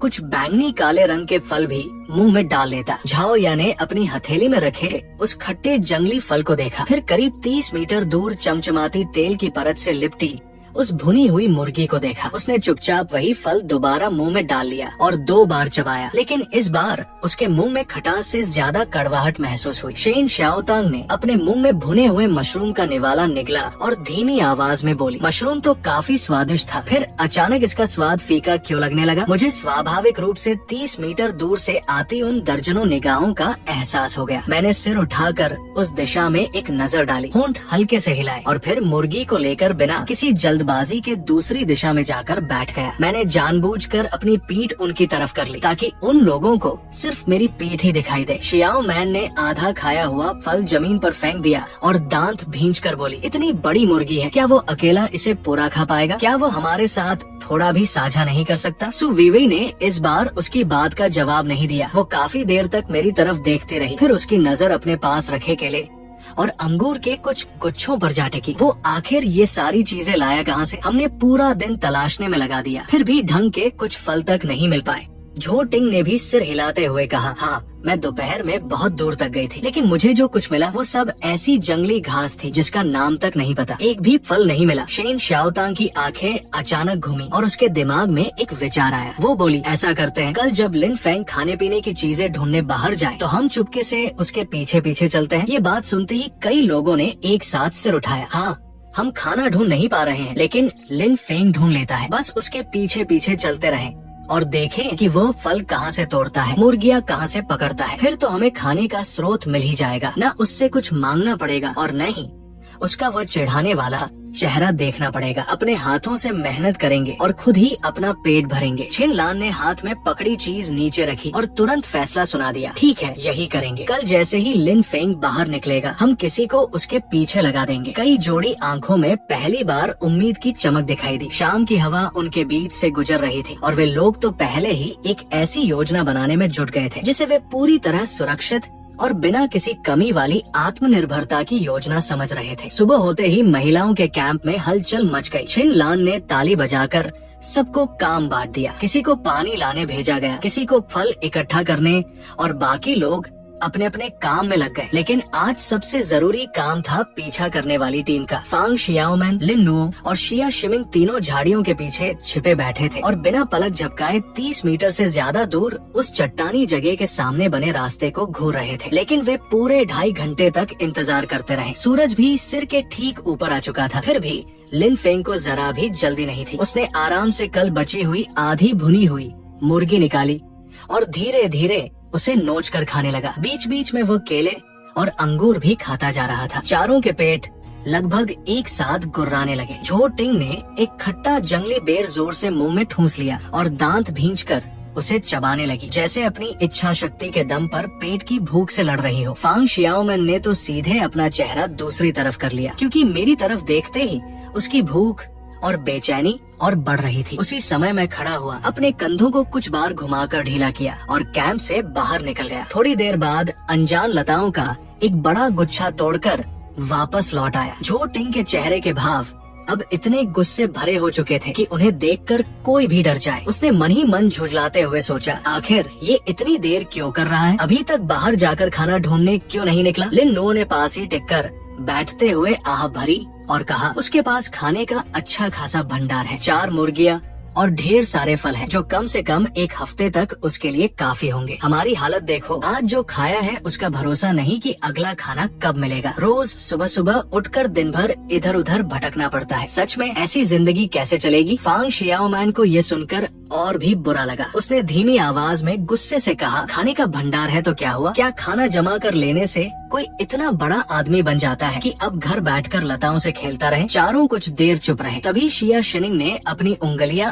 आपस में मरोड़ी और चुपके से लिन फेंग की तरफ देखा। उसने गौर से देखने के बाद कहा, मुझे नहीं लगता कि वो खेल रहा है। मुझे तो ऐसा लग रहा है कि वो किसी चीज की रस्सी जैसा कुछ बना रहा है। जिस तरह से वो उसे तैयार कर रहा है, लगता है शायद किसी चीज को पकड़ने की तैयारी कर रहा है। झो टिंग और फांग शियाओमैन ने उसकी नजर का पीछा करते हुए मेरी तरफ देखा और काफी देर तक आंखें सिकोड़कर ध्यान से देखते रहे। सचमुच ऐसा ही था। उस समय मैं जमीन पर पालथी मारकर बैठा था और मेरे दोनों हाथ तेजी से इधर उधर चल रहे थे। मेरे हाथों में मौजूद लताओं को अलग अलग करके आपस में लपेटा और बांधा जा रहा था। धीरे धीरे एक जाल का शुरुआती ढांचा साफ दिखाई देने लगा। फांग शियाओमैन को बात समझ में आते ही वो बोली, मुर्गियां पकड़ने के लिए है तो फिर हमारे पास भी जाल होना चाहिए। झो टिंग ने तुरंत अपनी जांघ पर हाथ मारा और पीछे मुड़कर शिया शिनिंग की तरफ इशारा करते हुए बोली, हम भी जाल बनाएंगे, हम उससे पीछे नहीं रह सकते। तुम आसपास से कुछ लताएं इकट्ठी करके लाओ। शिया शिनिंग ने चुपचाप ओ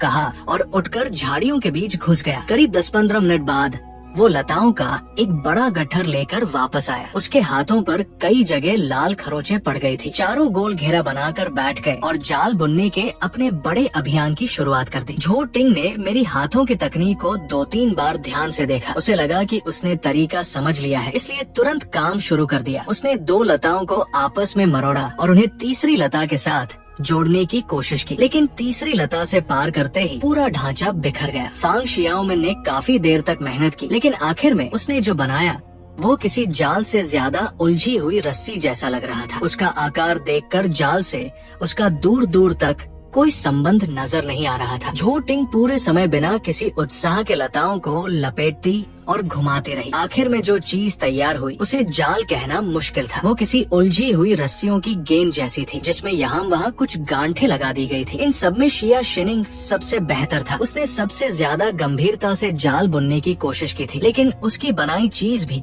बस बाकी लोगों की तुलना में थोड़ी कम खराब थी। 1 घंटे से ज्यादा समय बाद चारों अपने अपने बनाए हुए जाल हाथ में लेकर एक दूसरे का चेहरा देखने लगे। झो टिंग के हाथ में जो जाल था उसमें सबसे छोटा छेद मुट्ठी जितना था और सबसे बड़े छेद में तो एक कुत्ता भी आसानी से घुस सकता था। वहीं मैंने एक ऐसा पूरा जाल तैयार कर लिया था जिसकी जाली एक्समान थी। छेदों की दूरी बिल्कुल सही थी और हर छेद लगभग बिलियर्ड की गेंद जितना था। पूरा जाल इतना व्यवस्थित लग रहा था जैसे किसी फैक्ट्री में बनकर निकला हो।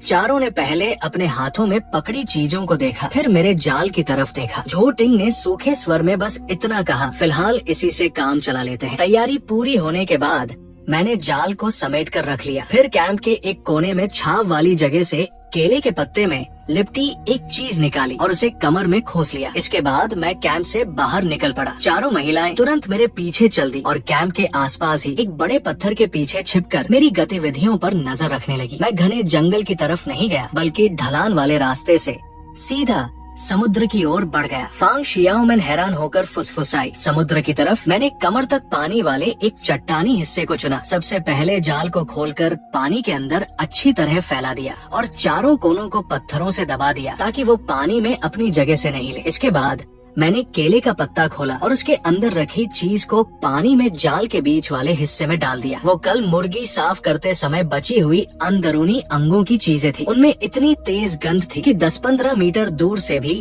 उसकी कच्ची गंध महसूस की जा सकती थी। समुद्र के पानी में फैलते ही उसकी तेज गंध चारों तरफ फैलने लगी। 5 मिनट भी नहीं बीते थे कि मछलियों का झुंड उस गंध का पीछा करते हुए वहाँ पहुँच गया। पहले कुछ छोटी मछलियाँ सावधानी से जाल के दायरे में घुसी। उसके बाद खाने के लालच में और भी कई मछलियाँ वहाँ आ गई। चांदी जैसी चमकती मछलियों के शरीर पानी के अंदर लगातार इधर उधर घूम रहे थे। जब मुझे लगा कि मछलियों का झुंड काफी हद तक जाल के अंदर जमा हो चुका है तो मैंने अचानक जाल को खींचकर ऊपर उठा लिया। लताओं से बुना हुआ ये जाल आखिर कोई असली मछली पकड़ने वाला जाल तो था नहीं, इसलिए उसे खींचते समय काफी मछलियाँ निकल भागी। लेकिन इसके बावजूद पहली बार में जाल में 4 मछलियाँ आ गई। हर एक का वजन करीब 2-3 किलो था और वे जाल के अंदर बुरी तरह तड़पते हुए उछल कूद कर रही थी। चट्टानों के पीछे छिपे चारों लोगों को अब पूरी तरह समझ आ चुका था कि मैं किस तरह मछलियाँ पकड़ रहा हूँ। उन्हें ऐसा लगा जैसे उनके साथ चाल चली गई हो, लेकिन असल में ऐसा भी नहीं था। मुझे तो ये पता तक नहीं था कि वे मेरा पीछा कर रहे हैं। मैं तो बस रोज की तरह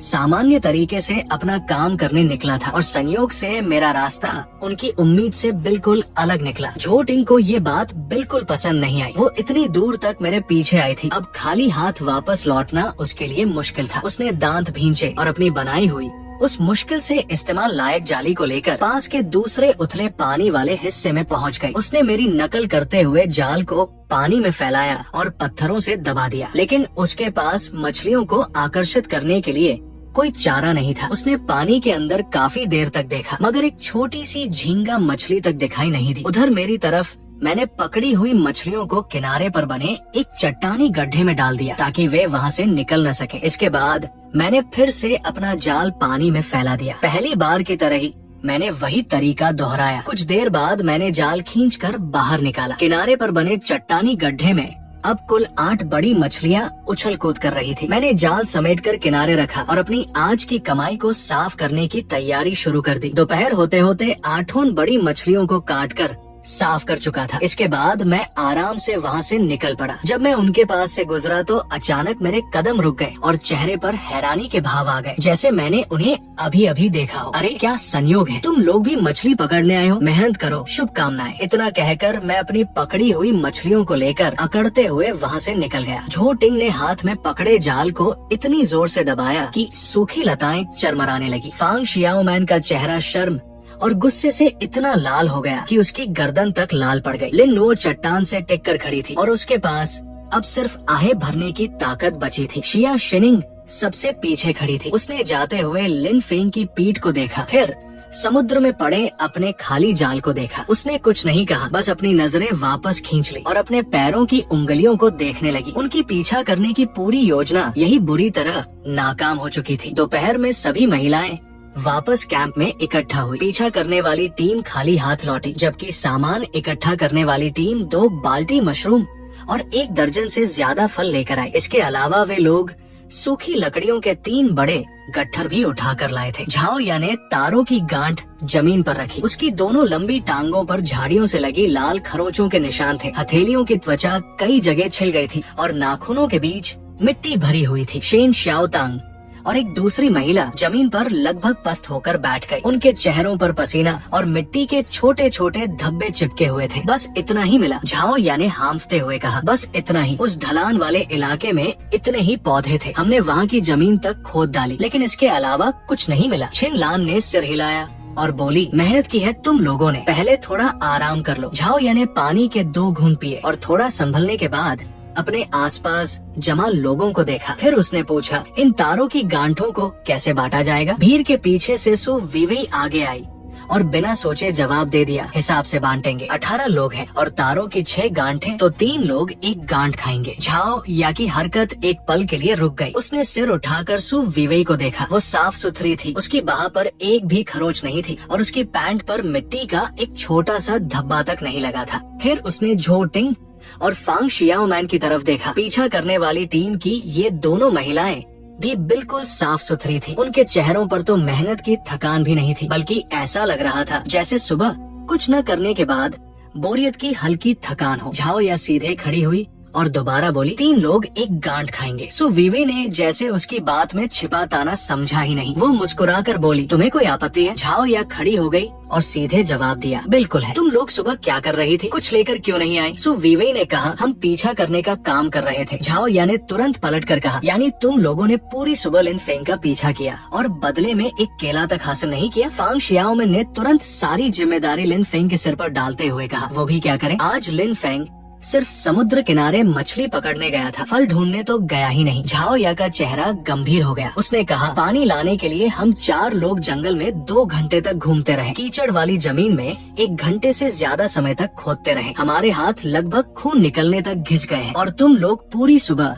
समुद्र किनारे आराम से घूमती रही। फिर भी मेरी हिस्सेदारी तुम्हारे बराबर होगी। सु वीवे की मुस्कान थोड़ी फीकी पड़ गई। शेन शाओतांग जमीन से उठी और झाओ या की बाह पकड़कर बोली, या जी रहने दो, बात को इतना मत बढ़ाओ। ऊपर से वो झाओ या को समझाने की कोशिश कर रही थी, लेकिन वो जानबूझकर झाओ या के बिल्कुल पीछे खड़ी थी और सु वीवे वाले समूह से कई कदम दूर थी। इतना कहने के बाद उसने सिर झुका लिया और अपनी उंगलियों के नाखून कुरेदने लगी। उसने सामने की तरफ दोबारा देखा तक नहीं। वहाँ मौजूद हर व्यक्ति साफ समझ सकता था कि उसका झुकाव किस तरफ था। लिन नुओ एक पेड़ से टिककर खड़ी थी और धीमी आवाज में बोली, अरे झाओ या, बस कुछ तारों की गांठें ही तो है, इसके लिए इतना बड़ा मुद्दा बनाने की क्या जरूरत है? सब लोग भूखे हैं। तुम ऐसा करके आखिर साबित क्या करना चाहते हो? झाओ या ने मुड़कर उसकी तरफ देखा। लिन नुओ भी मॉडलिंग की दुनिया से थी। हालांकि उसकी लोकप्रियता झाओ या से कम थी, लेकिन आमतौर पर वो हर बात में झाओ या से उलझने का कोई न कोई मौका ढूंढती रहती थी। झाओ या ने सीधे कहा, तुम भी आज सुबह पीछा करने वाली टीम में थी, है ना? तुमने भी कोई काम नहीं किया, फिर यहाँ खड़े होकर बोलने में तुम्हें शर्म नहीं आ रही? लिन नुओ ने व्यंग्य से हंसते हुए कहा, तो मैं तुमसे बस एक बात पूछती हूँ, तुम आखिर करना क्या चाहती हो? अपनी तारों की गांठों को पकड़े बैठी रहोगी और किसी को नहीं दोगी? इस समय सु वीवे के चेहरे के भाव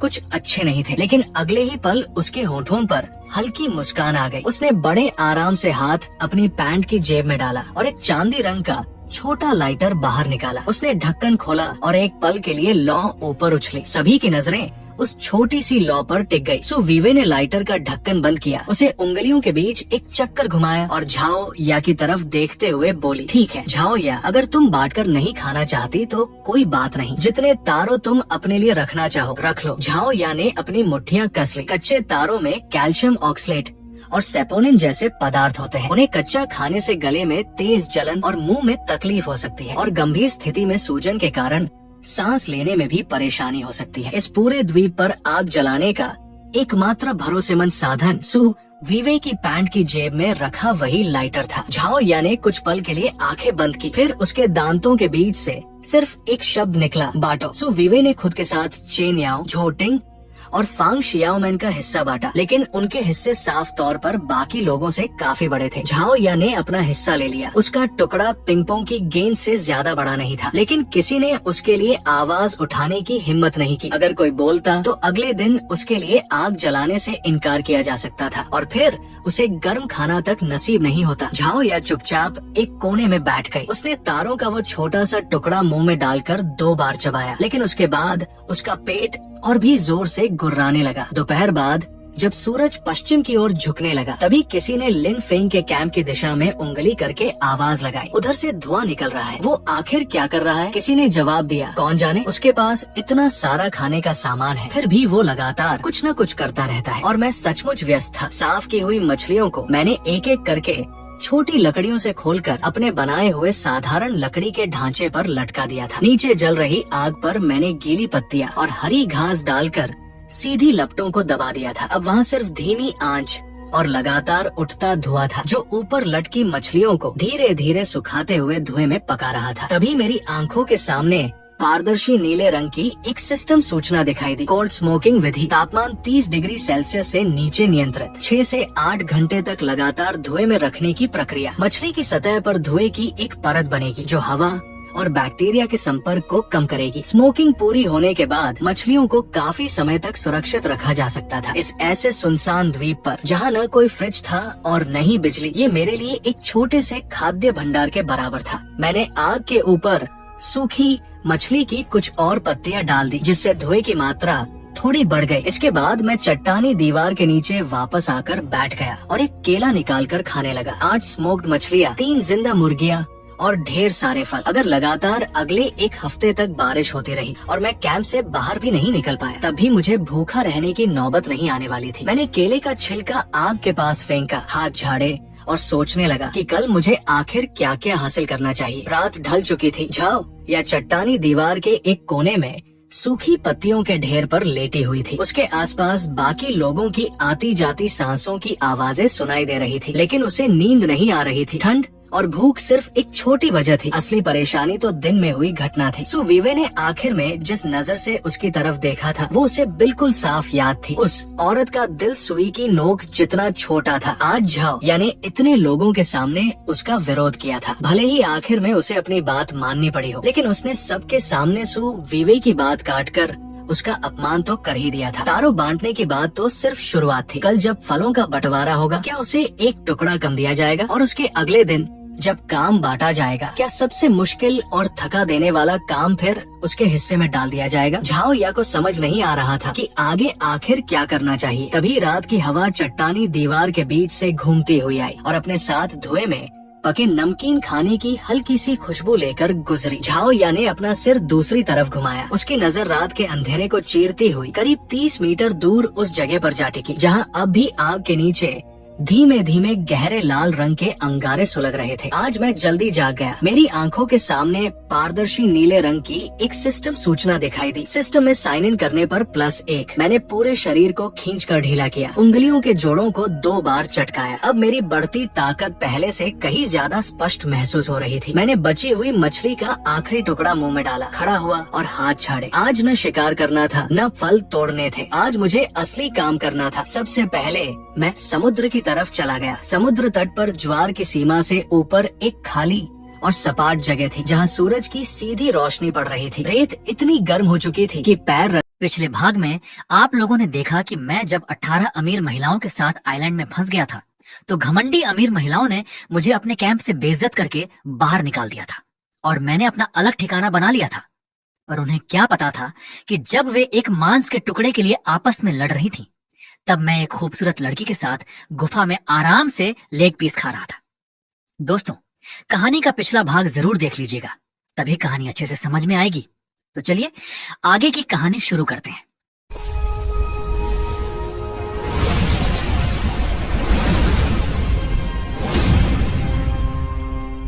जब तक कोई मेरी हद पार नहीं करता, तुम मुझसे जो भी करवाना चाहो मैं करने को तैयार हूं। मैंने झाओ या को ऊपर से नीचे तक गौर से देखा। उसके कपड़े भले ही गंदगी से बुरी तरह सने हुए थे, लेकिन उसकी प्राकृतिक खूबसूरती के आगे यह सब कुछ भी नहीं था। करीब 1.78 मीटर लंबी कदकाठी, पतली कमर, लंबी टांगें और चेहरे की खूबसूरती तो कहने ही क्या। आखिर एक ऐसी महिला जो सुपर मॉडल बन सकती थी, उसका साधारण दिखना तो संभव ही नहीं था। क्या सच में तुम जो भी करने को कहोगी वह करने के लिए तैयार हो? मैं अपनी बात पूरी भी नहीं कर पाया था कि अचानक खड़ा हो गया। कहीं यह किसी खूबसूरत महिला की चाल तो नहीं? कहीं ऐसा तो नहीं कि वह जानबूझकर मुझे अपने आकर्षण में उलझाएगी और जैसे ही मेरा ध्यान भटकेगा बाकी लोग अचानक बाहर निकलकर मुझ पर हमला कर देंगे? मेरे अचानक खड़े होने से झाओ या भी घबरा गई और अनजाने में एक कदम पीछे हट गई। इसके बाद उसने देखा कि मैं पूरे कैंप का एक चक्कर लगाने लगा। मैंने एक एक झाड़ी को हटाकर ध्यान से देखा, हर बड़े पत्थर के पीछे झांककर जांच की और यहाँ तक कि ऊपर चट्टान की दीवार के आसपास भी गर्दन उठाकर काफी देर तक नजर दौड़ाता रहा। मैंने अपने सिर के पीछे खुजाया और वहीं खड़ा होकर 2 सेकंड तक चुपचाप सोचता रहा, लेकिन झाओ या के चेहरे पर अब उलझन की जगह बेचैनी साफ दिखाई दे रही थी। वह ऐसे हार मानकर वापस नहीं जा सकती थी। अगर वह फिर खाली पेट लौटती तो कल सुबह वही और भी ज्यादा परेशान करती। अगर इसी तरह भूखी रहती तो कुछ ही दिनों में उसके पास चलने तक की ताकत नहीं बचेगी। झाओ यानी आखिरकार दांत भींचे और खुद को पूरी तरह जोखिम में डालने का फैसला कर लिया। वो अचानक मेरी तरफ झपटी और दोनों बाहों से मेरी गर्दन पकड़कर मेरे होठों को चूम लिया। मैंने भी तुरंत उसके सिर के पीछे हाथ रख दिया और इस बार फैल अपने हाथ में ले ली। उसके मुंह से हल्की सी खट्टी फल जैसी खुशबू आ रही थी। शायद दिन में खाए हुए फलों का स्वाद अब भी बाकी था। झाओ या को बिल्कुल उम्मीद नहीं थी कि मेरी प्रतिक्रिया इतनी तेज होगी। वह एक पल के लिए पूरी तरह जड़ हो गई। इसी छोटे से मौके का फायदा उठाकर मैंने उसके बचाव को आसानी से तोड़ दिया। झाओ या लगभग सहज रूप से पीछे हटने की कोशिश करने लगी, लेकिन मेरे हाथ ने उसके सिर को थाम रखा था, इसलिए वो आसानी से पीछे नहीं जा सकी। उसी समय मेरा दूसरा हाथ भी उसकी कमर तक पहुंच गया। उसे छूते ही मुझे उसकी कदकाठी का एहसास हुआ। कमर बेहद पतली और शरीर सुडौल था, कहीं भी अतिरिक्त चर्बी नहीं थी। जैसे ही मेरी हथेली उसकी कमर से लगी, झाओ या के पैर अचानक कमजोर पड़ गए और उसका 1.78 मीटर लंबा शरीर लगभग पूरी तरह मेरे सहारे टिक गया। 5 मिनट बाद झाओ या अपने हाथों में आधे से भी कम भुना हुआ चिकन लेकर मेरे बगल में बैठी थी और बड़े बड़े निवाले तोड़कर खाने में लगी थी। चिकन का तेल उसकी उंगलियों से बहकर हाथों की पीठ तक पहुंच रहा था, लेकिन उसे पहुंचने की भी फुर्सत नहीं थी। मुंह पहले से ही खाने से भरा हुआ था, फिर भी वह लगातार उसमें खाना ठूंसती जा रही थी। उसकी हालत देखकर मुझे सच में चिंता होने लगी कि कहीं वह इतनी जल्दी जल्दी खाने के चक्कर में गले में अटकाकर मुसीबत में न पड़ जाए। मैं झाओ या के पास बैठा था। एक हाथ में चिकन की टांग थी, जबकि दूसरा हाथ उसकी कमर के पास टिका हुआ था। कभी कभार मेरी हथेली उसकी कमर पर हल्के से फिर जाती। कहना पड़ेगा कि सुपरमॉडल होने का असर साफ दिखाई दे रहा था। कपड़ों की एक परत के बावजूद उसकी कदकाठी का अंदाजा आसानी से लगाया जा सकता था। जहां शरीर सुडौल होना चाहिए वहां सुडौल, और जहां कमर पतली होनी चाहिए वहां बेहद पतली। उसका स्पर्श इतना अच्छा था कि मन बार बार उसी ओर खींच रहा था, लेकिन फिलहाल मुझे कपड़ों के ऊपर से ही संतोष करना पड़ रहा था। जब भी मैं थोड़ा आगे बढ़ने की कोशिश करता, झाओ या तुरंत मेरा हाथ पकड़कर रोक देती। अगर मैं उसी वक्त अपनी इच्छा पूरी कर लेता तो शायद मुझे बहुत संतुष्टि मिलती, लेकिन ध्यान से सोचने पर लगा कि इस घमंडी सुपरमॉडल को अपनी आंखों के सामने खाने के लिए बार बार झुकते देखना और हर बार अपनी सीमाओं से थोड़ा आगे जाते देखना उससे कहीं ज्यादा उपलब्धि जैसा महसूस होगा। पहली बार के बाद दूसरी बार आएगी, फिर तीसरी बार भी आएगी और आखिरकार एक दिन वह पूरी तरह मेरे सामने झुक जाएगी। ये सोचकर मेरे हाथ और भी शरारती हो गए। धीरे खाओ, ठीक है? आखिर तुम एक सुपर मॉडल हो, तुम्हें देखकर तो ऐसा लग रहा है जैसे कई दिनों से भूखी हो। जाओ यानी बड़ी मुश्किल से मुंह में भरे खाने को निगला और फिर बोली, मैं सच में बहुत भूखी हूं। तुम कल्पना भी नहीं कर सकते कि भूख से पेट में दर्द होने पर कैसा महसूस होता है। पूरी भुनी हुई चिकन की आधी टांग उसने बिल्कुल साफ कर दी। चिकन की हड्डियों पर जरा सा भी मांस नहीं बचा था।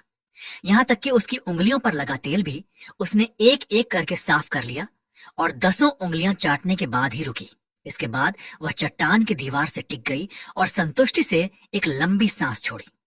20 से ज्यादा सालों में पहली बार उसे लगा था कि आधा भुना हुआ चिकन भी इंसान को इतनी खुशी दे सकता है। जाओ यानी हल्की सी डकार ली तो उसके चेहरे पर शर्म से हल्की लाली आ गई। उसने चुपके से मेरी तरफ देखा।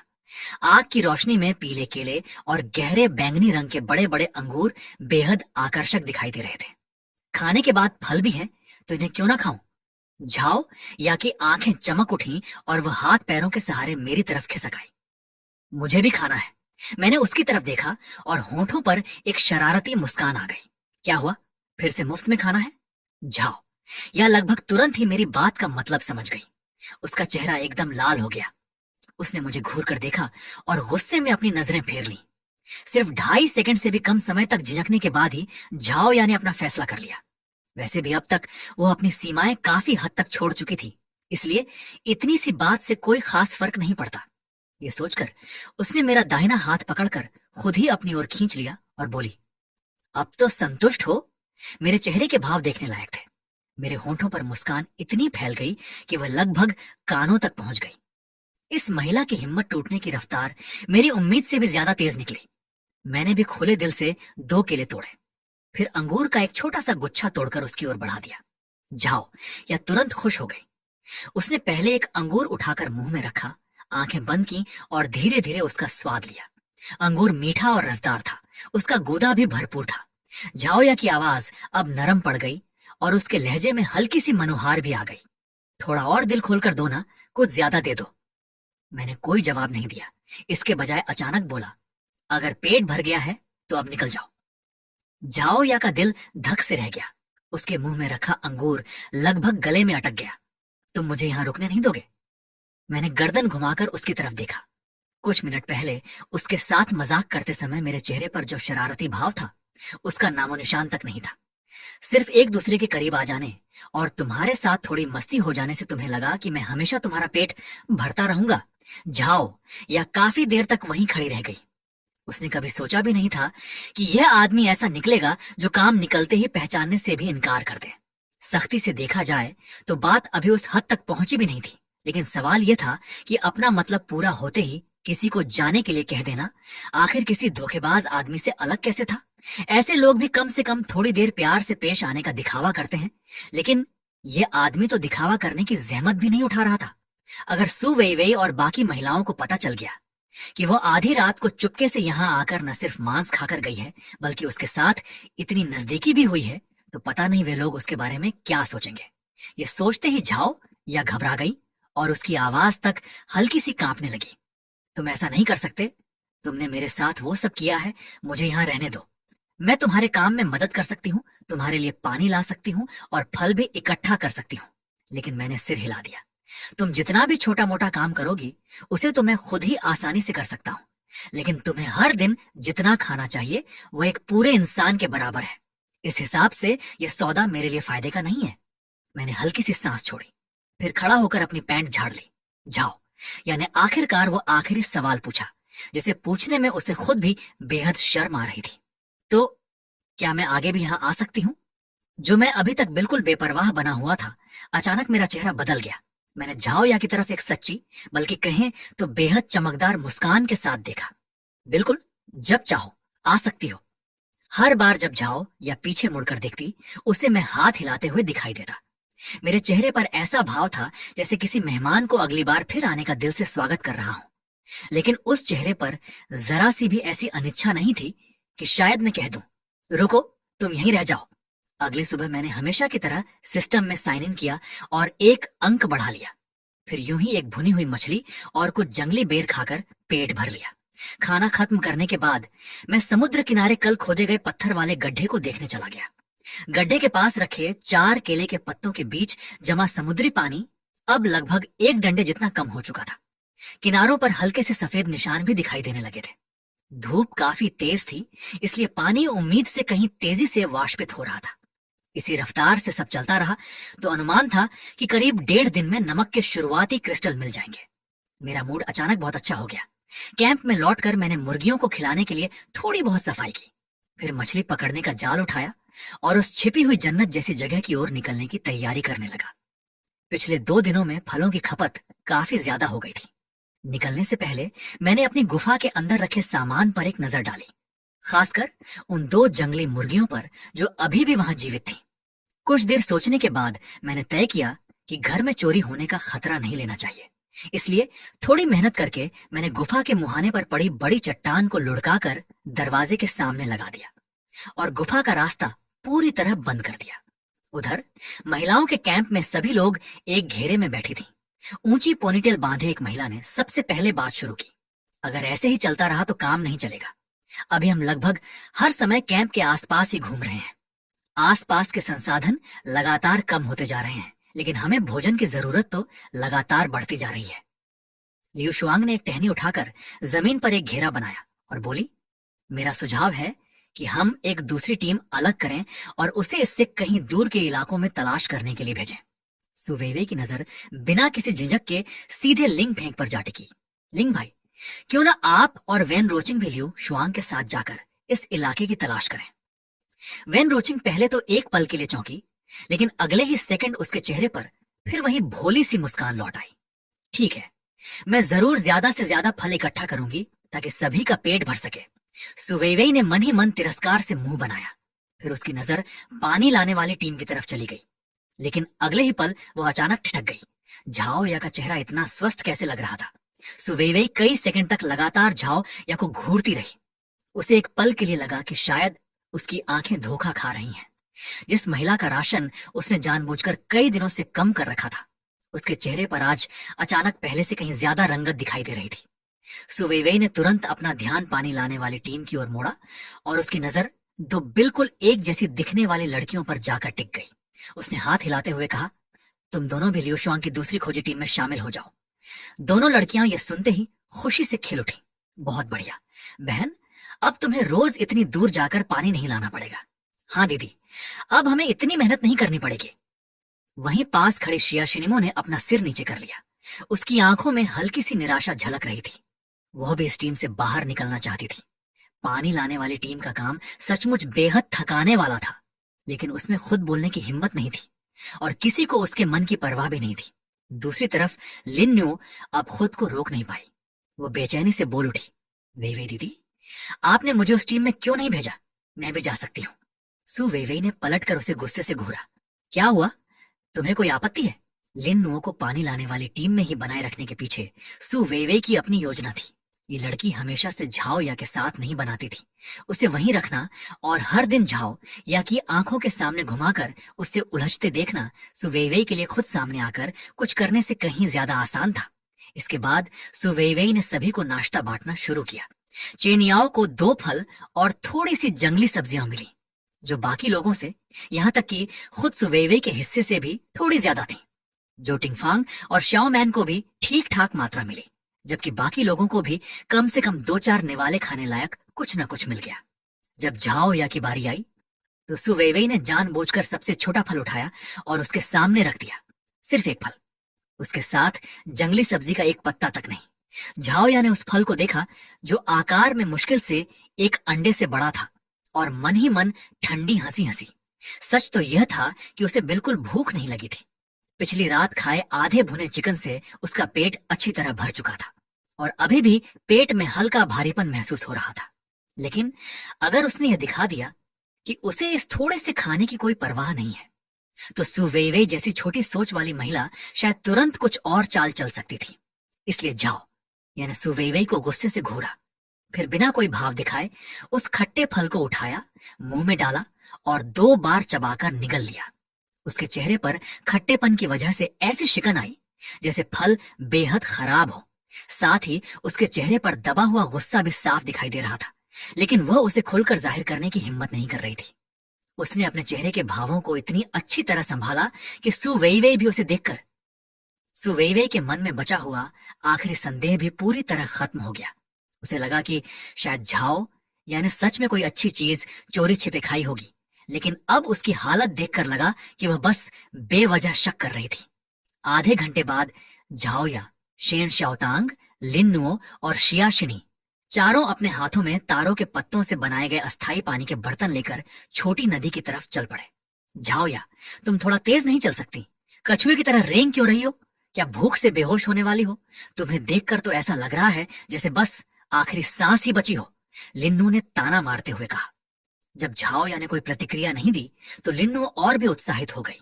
उसने आवाज थोड़ी ऊंची करके कहा, अच्छा हुआ, आखिर तुमने सु वेइवेई दीदी के खिलाफ जाने की कोशिश की ही क्यों थी? लेकिन झाओ या की मानसिक स्थिति अब पूरी तरह शांत थी। उसका पेट भरा हुआ था, इसलिए उसे कोई चिंता नहीं थी। खाली पेट इंसान से बहस करके आखिर मिलता ही क्या? बहस जीतने से पेट तो नहीं भरने वाला था। लिन्नू काफी देर तक बड़बड़ाती रही, लेकिन उसे झाओ या की तरफ से एक शब्द का भी जवाब नहीं मिला। जब झाओ या ने देखा कि बाकी लोगों की परछाइयां पूरी तरह नजरों से ओझल हो चुकी हैं, तभी उसने अपनी चाल धीमी की, फिर पीछे मुड़कर देखा। शेन शाओतांग एक पेड़ का सहारा लेकर हाँफ रही थी। उसके चेहरे पर जरा सी भी रंगत नहीं थी। होंठ सूखे और सफेद पड़ चुके थे। माथे पर महीन ठंडे पसीने की परत उभर आई थी और उसके दोनों पैर तक कांप रहे थे। शेन शाओतांग ने खुद को संभालते हुए कुछ कदम आगे बढ़ाए, लेकिन अचानक उसके घुटने जवाब दे गए और वह जमीन पर गिरने ही वाली थी। जाओ यानी तुरंत आगे बढ़कर उसकी बांह पकड़ ली। जैसे ही उसकी हथेली शेन शाओतांग की बांह से लगी, झाओ या का दिल कस गया। इतनी गर्मी के बावजूद उसका शरीर बर्फ जैसा ठंडा था और माथे पर ठंडा पसीना आ रहा था। कहीं इसे लो ब्लड शुगर तो नहीं हो गया? झाओ या ने मन ही मन खुद को कोसा कि वह फिर से भावुक हो रही है। उसने अपने पास मौजूद चीजें शेन शाओतांग की गोद में रख दी। जल्दी खाओ, देर मत करो और आवाज धीमी रखना। खाना है तो जल्दी खा लो, अगर किसी ने हमें देख लिया तो दोनों मुसीबत में पड़ जाएंगे। जाओ। यानी खुद तो उन चीजों में से एक निवाला तक नहीं खाया था। सब कुछ उसने इस छोटी लड़की के लिए बचा कर रखा था। शेन शाओतांग ने आखिरकार थोड़ा संकोच किया और फिर हाथ में रखा केला झाओ या की तरफ बढ़ा दिया। झाओ या दीदी, आप भी खाइए। झाओ या ने अपने सामने बढ़ाए गए केले को देखा और उसके मन को आखिर थोड़ी राहत मिली। चलो, कम से कम इस लड़की में थोड़ी इंसानियत तो है, मैंने इसे यूं ही खाना नहीं खिलाया। लेकिन उसने फिर भी सिर हिलाकर शेन शाओतांग का हाथ वापस कर दिया। नहीं, तुम ही खाओ, उसने मन ही मन सोचा। ज्यादा से ज्यादा मौका देखकर एक बार फिर लिंग फेंक के पास चली जाऊंगी। आखिर कुछ देर उसकी मदद करनी पड़ेगी तो क्या हुआ, कम से कम वहां केले के साथ मांस भी खाने को मिलेगा। मैं तुम्हारा राज रखूंगा, मैं बिल्कुल तुम्हें धोखा नहीं दूंगा। झाओ या ने शेन शाओतांग की उन गंभीर आंखों को देखा तो उसके दिल को धीरे धीरे राहत मिलने लगी। बेहतर होगा कि तुम अपनी बात पर कायम रहो। कुछ खाना खाने के बाद शेन शाओतांग में साफ तौर पर थोड़ी ताकत लौट आई थी। वह तुरंत अपने छोटे छोटे पैरों से तेजी से चलता हुआ उनके पीछे हो लिया। दूसरी तरफ सामान जुटाने वाली दूसरी टीम कैंप के आसपास के सुरक्षित इलाके से बाहर निकल चुकी थी। लियू शुआंग का अंदाजा सही निकला। जैसे जैसे वे बाहर की ओर बढ़ रहे थे, खाने लायक चीजें भी धीरे धीरे ज्यादा मिलने लगी थी। वैन रोचिंग एक छोटी झाड़ी के सामने बैठी थी और उसमें लगे पके हुए फलों को एक एक करके तोड़कर अपनी बाहों में जमा कर रही थी। उसके होठों से लगातार कोई अनजानी सी धुन निकल रही थी और चेहरे पर हमेशा की तरह वही बेफिक्र भोली सी मुस्कान थी। जब लियू शुआंग और बहनों की जोड़ी थोड़ी दूर निकल गई, तभी लिन शींग धीरे से वैन रोचिंग के पास आ गई। तुम भी ना बहुत ज्यादा भोली हो। सु वेई वेई सिर्फ मेरी वजह से तुम्हें भी निशाना बना रही है, ये साफ दिखाई दे रहा है, फिर भी तुम हंस रही हो। अगर तुम इसी तरह इतनी मासूम बनी रही तो देर सबेर बहुत बड़ा नुकसान उठाना पड़ेगा। लेकिन अगले ही पल वैन रोचिंग के चेहरे की मुस्कान धीरे धीरे गायब हो गई। लिन दीदी, हमें जल्द से जल्द लिन फेंक के पास जाकर उसकी टीम में शामिल हो जाना चाहिए। सु वेई वेई सिर्फ इस बात के भरोसे पर इतना अकड़ रही है कि उसके पास लाइटर है, वरना बाकी लोग उसके खिलाफ आवाज उठाने की हिम्मत क्यों नहीं करते। असल में यहाँ दिल से उसका साथ देने वाले सिर्फ जोटिंग और फांग शियाओमान, ये दो बेवकूफी हैं। वैन रोचिंग के चेहरे पर साफ तौर पर तिरस्कार झलक उठा। उसके पास लाइटर है या आग जलाने का कोई और तरीका, इससे कोई फर्क नहीं पड़ता। आखिर पहले दिन से ही उसके पास आग की कमी नहीं रही। इस मामले में सु वेई वेई के पास कोई खास बढ़त नहीं है। लिन शींग के हैरानी से बाहर आने के बाद वैन रोचिंग ने आगे कहा, जहां तक सर्वाइवल की बात है वो हमसे कहीं ज्यादा सक्षम है। अगर समय यूं ही बीतता रहा तो हमारे पास दो ही रास्ते बचेंगे, या तो भूख से मर जाएंगे या फिर लिन फेंग के सामने जाकर उसकी कृपा की उम्मीद में दुम हिलानी पड़ेगी। हालांकि वैन रोचिंग की बातें सुनने में काफी कड़वी थी, लेकिन लिन शींग जानती थी कि यही सच्चाई है। दर्जनों महिलाएं अभी भी भरपेट खाना जुटाने के लिए संघर्ष कर रही थीं, जबकि दोनों पक्षों के जीवन स्तर में अब साफ तौर पर जमीन आसमान का फर्क दिखाई देने लगा था। आखिरकार इस समूह का बिखरना और उनका लिन फेंक के पास जाकर शरण मांगना सिर्फ समय की बात थी। ये देखते ही कि लिन शींग के मन में मौजूद विरोध थोड़ा कमजोर पड़ रहा है, वैन रोचिंग ने तुरंत मौके का फायदा उठाते हुए बात को आगे बढ़ाया। लिन दीदी, आप जरा झाओ या की मौजूदा हालत देखिए। सु वेई वेई साफ तौर पर अपनी ताकत दिखाने के लिए झाओ या को निशाना बना रही है। उसे जितना खाना मिल रहा है उससे तो उसकी बुनियादी ताकत भी बरकरार नहीं रह सकती। इतनी लंबी चौड़ी कदकाठी वाला इंसान आखिर कब तक इसे झेल पाएगा। वैन रोचिंग ने बेरी के अंदर की परत थूक कर बाहर निकाली और फिर इशारों इशारों में समझाते हुए कहा, अगर झाओ या बेवकूफ नहीं है तो देर सबेर वह लिन फेंक से संपर्क जरूर करेगी। उस वक्त अगर लिन फेंक उसके सामने कितनी भी मुश्किल शर्त रखते, जिंदा रहने के लिए उसे मानना ही पड़ेगा। वैन रोचिंग ने बेरी के अंदर की परत फिर बाहर थूक दी और एक बार झाओ या को लिन फेंक ने अपने साथ रख लिया तो यहाँ बचे लोगों में सु वेई वेई का अगला निशाना कौन बनेगा। लिन शींग का चेहरा अचानक बदल गया। इन कुछ दिनों में सु वेई वेई से उसका भी टकराव हुआ था। झाओ या के अलावा अब वही एक ऐसी इंसान थी जिसके साथ सु वेई वेई का मतभेद हुआ था। अगर झाओ या इस समूह से अलग हो गई तो सु वेई वेई को अपनी ताकत दोबारा दिखानी होगी और उसका अगला निशाना निश्चित रूप से वही बनेगी। लेकिन लिन फेंक को तो हमने पहले ही दिन यहाँ से बाहर निकालने का समर्थन किया था। वह इस बात को लेकर अभी तक हमसे नाराज होगा। अब ऐसे में उसके पास जाकर शरण मांगना। लिन शींग अपनी बात पूरी भी नहीं कर पाई थी कि वैन रोचिंग ने सीधे हाथ उठाकर उसे रोक दिया।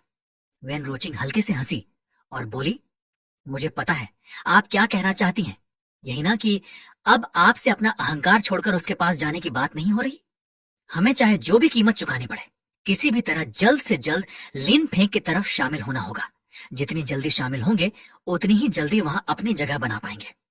उसने बेरी के छिलके को अपने जूते के तलवे से कुचलकर मिट्टी में मिला दिया।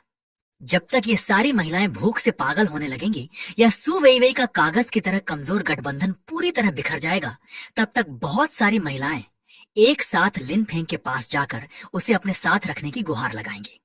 उस समय अगर हम उनके पीछे जाकर शामिल होने की कोशिश करेंगे तो जो लोग पहले से वहां होंगे वे हमें हमेशा अपने पैरों के नीचे दबाकर रखेंगे और कुत्ते की तरह काम करवाएंगे। जब अंत पहले से तय है तो फिर हम ही सबसे पहले अपनी जगह क्यों ना बना लें।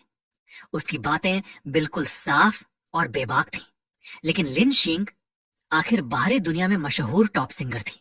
वो हमेशा लोगों की प्रशंसा और ध्यान की आदी रही थी।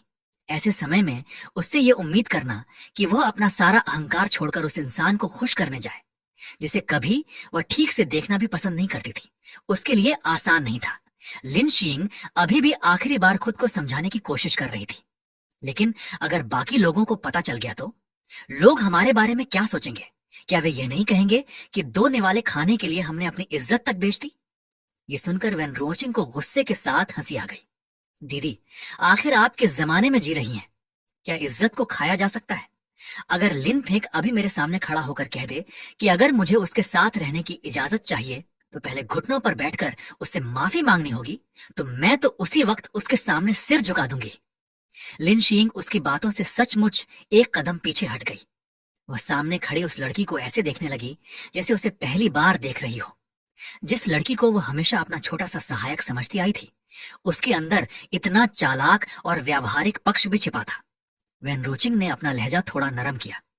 मैंने ये नहीं कहा कि हमें सबके सामने जाकर ऐसा करना है। हम बाकी सभी से छिपाकर चुपचाप लिन फेंग से संपर्क कर सकते हैं। नतीजा चाहे जो हो, अपने लिए एक रास्ता खुला रखना हमेशा अच्छा होता है। लिन शींग काफी देर तक अपने पैरों के नीचे की कीचड़ भरी जमीन को देखती रही। आखिरकार उसने धीरे धीरे सिर हिला दिया। मुझे सोचने दो, उसने सीधे हाँ नहीं कही, लेकिन वैन रोचिंग महसूस कर सकती थी कि उसके मन का विरोध काफी हद तक कमजोर पड़ चुका था। लिन शींग ने कुछ देर तक चुप रहने के बाद आखिरकार जैसे तैसे एक बात पूछी, तुम रोज जो इतना भोला बनने का नाटक करती हो वो सब सिर्फ दिखावा है? अगले ही पल वैन रोचिंग के चेहरे पर मौजूद वो ठंडी और गंभीर अभिव्यक्ति पल भर में पूरी तरह गायब हो गई। उसकी आंखों के किनारे फिर से मुड़ गए। आंखें दोबारा सिकुड़कर एक पतली लकीर जैसी हो गईं। उसने सिर थोड़ा टेढ़ा किया और अपने 2 छोटे छोटे नुकीले दांत दिखाते हुए बेहद मीठी आवाज में कहा, लिन दीदी, आप क्या कह रही हैं? मुझे तो कुछ समझ ही नहीं आ रहा। उधर दूसरी तरफ आज मेरी किस्मत पिछली बार जितनी अच्छी नहीं थी। जंगली मुर्गियों का वह झुंड आज खाने की तलाश में वहां आया ही नहीं, लेकिन इस वक्त मुझे बिल्कुल निराशा नहीं हुई। उल्टा मेरी आंखें उत्साह से चमक उठी, क्योंकि एक छोटी सी ढलान पार करने के बाद मेरी नजरों के सामने काफी बड़े इलाके में फैला हुआ बांसों का जंगल आ गया। और यह कोई मामूली चीज नहीं थी, बल्कि असली खजाना था। बांस की अहमियत तो एक बार के तैयार भुने हुए मांस से भी कहीं ज्यादा थी। इस चीज के मिल जाने के बाद मैं बहुत कुछ कर सकता था। बांस मिलने के बाद मैं कुछ अच्छी जगहों पर उगे बांस चुन सकता था, उन्हें मोड़कर बेलों से बने फंदों के साथ बांध सकता था और थोड़ा सा चारा डाल सकता था। जैसे ही कोई शिकार जाल को छेड़ेगा, बांस की वापस सीधी होने वाली ताकत उसे तुरंत हवा में लटका देगी। जंगली मुर्गी हो या खरगोश, दोनों इस तरह आसानी से फंस सकते थे। इस तरह बिना लगातार निगरानी किए शिकार पकड़ने की व्यवस्था बेहद कारगर होती। मछली पकड़ने के तरीके को भी पूरी तरह बेहतर किया जा सकता था। बांस की पतली पट्टियों और खुले मुंह वाली मछली पकड़ने की कुछ टोकरियां बनाकर उनके अंदर बदबूदार चिकन का एक टुकड़ा डाल दूंगा। फिर उन्हें पानी में चट्टानों के बीच बने छोटे छोटे गड्ढों में डुबो दूंगा। मछलियां अंदर तो चली जाएंगी, लेकिन बाहर नहीं निकल पाएंगी। रोजमर्रा के काम आने वाले औजारों में भी जबरदस्त सुधार हो सकता था। पत्थर से मांस काटना बहुत मेहनत का काम था, लेकिन अगर बांस की कुछ पतली पट्टियां काटकर उन्हें आग पर थोड़ा सुखा दूं, तो जलने के बाद कार्बन से सख्त हुई बांस की धारदार पट्टी मांस काटने और मछली साफ करने के लिए काफी उपयोगी हो सकती थी। इसके अलावा बांस के सींके बनाना, भुना हुआ मांस सींग पर लगाकर खाना और बांस की खाट बिछाकर आराम करना जैसी चीजें जीवन की गुणवत्ता को भी काफी बेहतर कर सकती थी। बांस की खोखली नलियों में प्राकृतिक रूप से नमी होती है। अगर उनमें नमक मिला पानी भरकर आग के ऊपर रख दिया जाए तो बाहर का बांस पूरी तरह जलकर काला होने से पहले ही उसके अंदर का पानी अच्छी तरह उबल सकता है। यानी बांस की नली को एक अस्थायी बर्तन की तरह इस्तेमाल किया जा सकता था। अब मुझे मिट्टी के बर्तन पककर तैयार होने का इंतजार करने की भी जरूरत नहीं थी। आज ही मैं नमक तैयार करने का काम शुरू कर सकता था। ये सोचकर मेरे अंदर जोश भर गया। मेरे पास लकड़ी काटने की कुल्हाड़ी नहीं थी, इसलिए मुझे कुछ ऐसे बड़े पत्थर ढूंढने पड़े जिनके किनारे काफी धारदार थे। फिर मैंने कलाई जितने मोटे बांस के तनों पर उन्हें जोर जोर से मारना शुरू कर दिया। मैंने लगातार 10 से ज्यादा बांस के टुकड़े काट डाले और उन्हें जमीन पर करीने से एक जगह जमा कर दिया। उन्हें देखकर मेरे दिल में जो संतुष्टि और उपलब्धि का एहसास हुआ उसे शब्दों में बताना मुश्किल था। इसके बाद मैंने बचे हुए बांस के छोटे टुकड़ों और बेलों का इस्तेमाल किया और बांस के जंगल के किनारे जहां जंगली मुर्गियां अक्सर आती जाती थीं, वहां एक साथ 3 स्प्रिंग वाले फंदे लगा दिए। सारा काम खत्म करने के बाद मैंने वहीं से पीले पीले पके केले के कुछ गुच्छे और बैंगनी काले रंग के अंगूरों का एक बड़ा ढेर तोड़ लिया और उन्हें जालीदार टोकरी में भरकर अपनी पीठ पर लाद लिया। आखिर में मैंने बांस की 1 दर्जन से ज्यादा खोखली नलियों और बेलों को मजबूत रस्सी से एक साथ बांधा, उन्हें कंधे पर उठाया और पूरे उत्साह के साथ कैंप की तरफ चल पड़ा। रास्ते में मैं एक गड्ढेनुमा चट्टान के पास रुका और गर्म पानी की एक घूंट पी।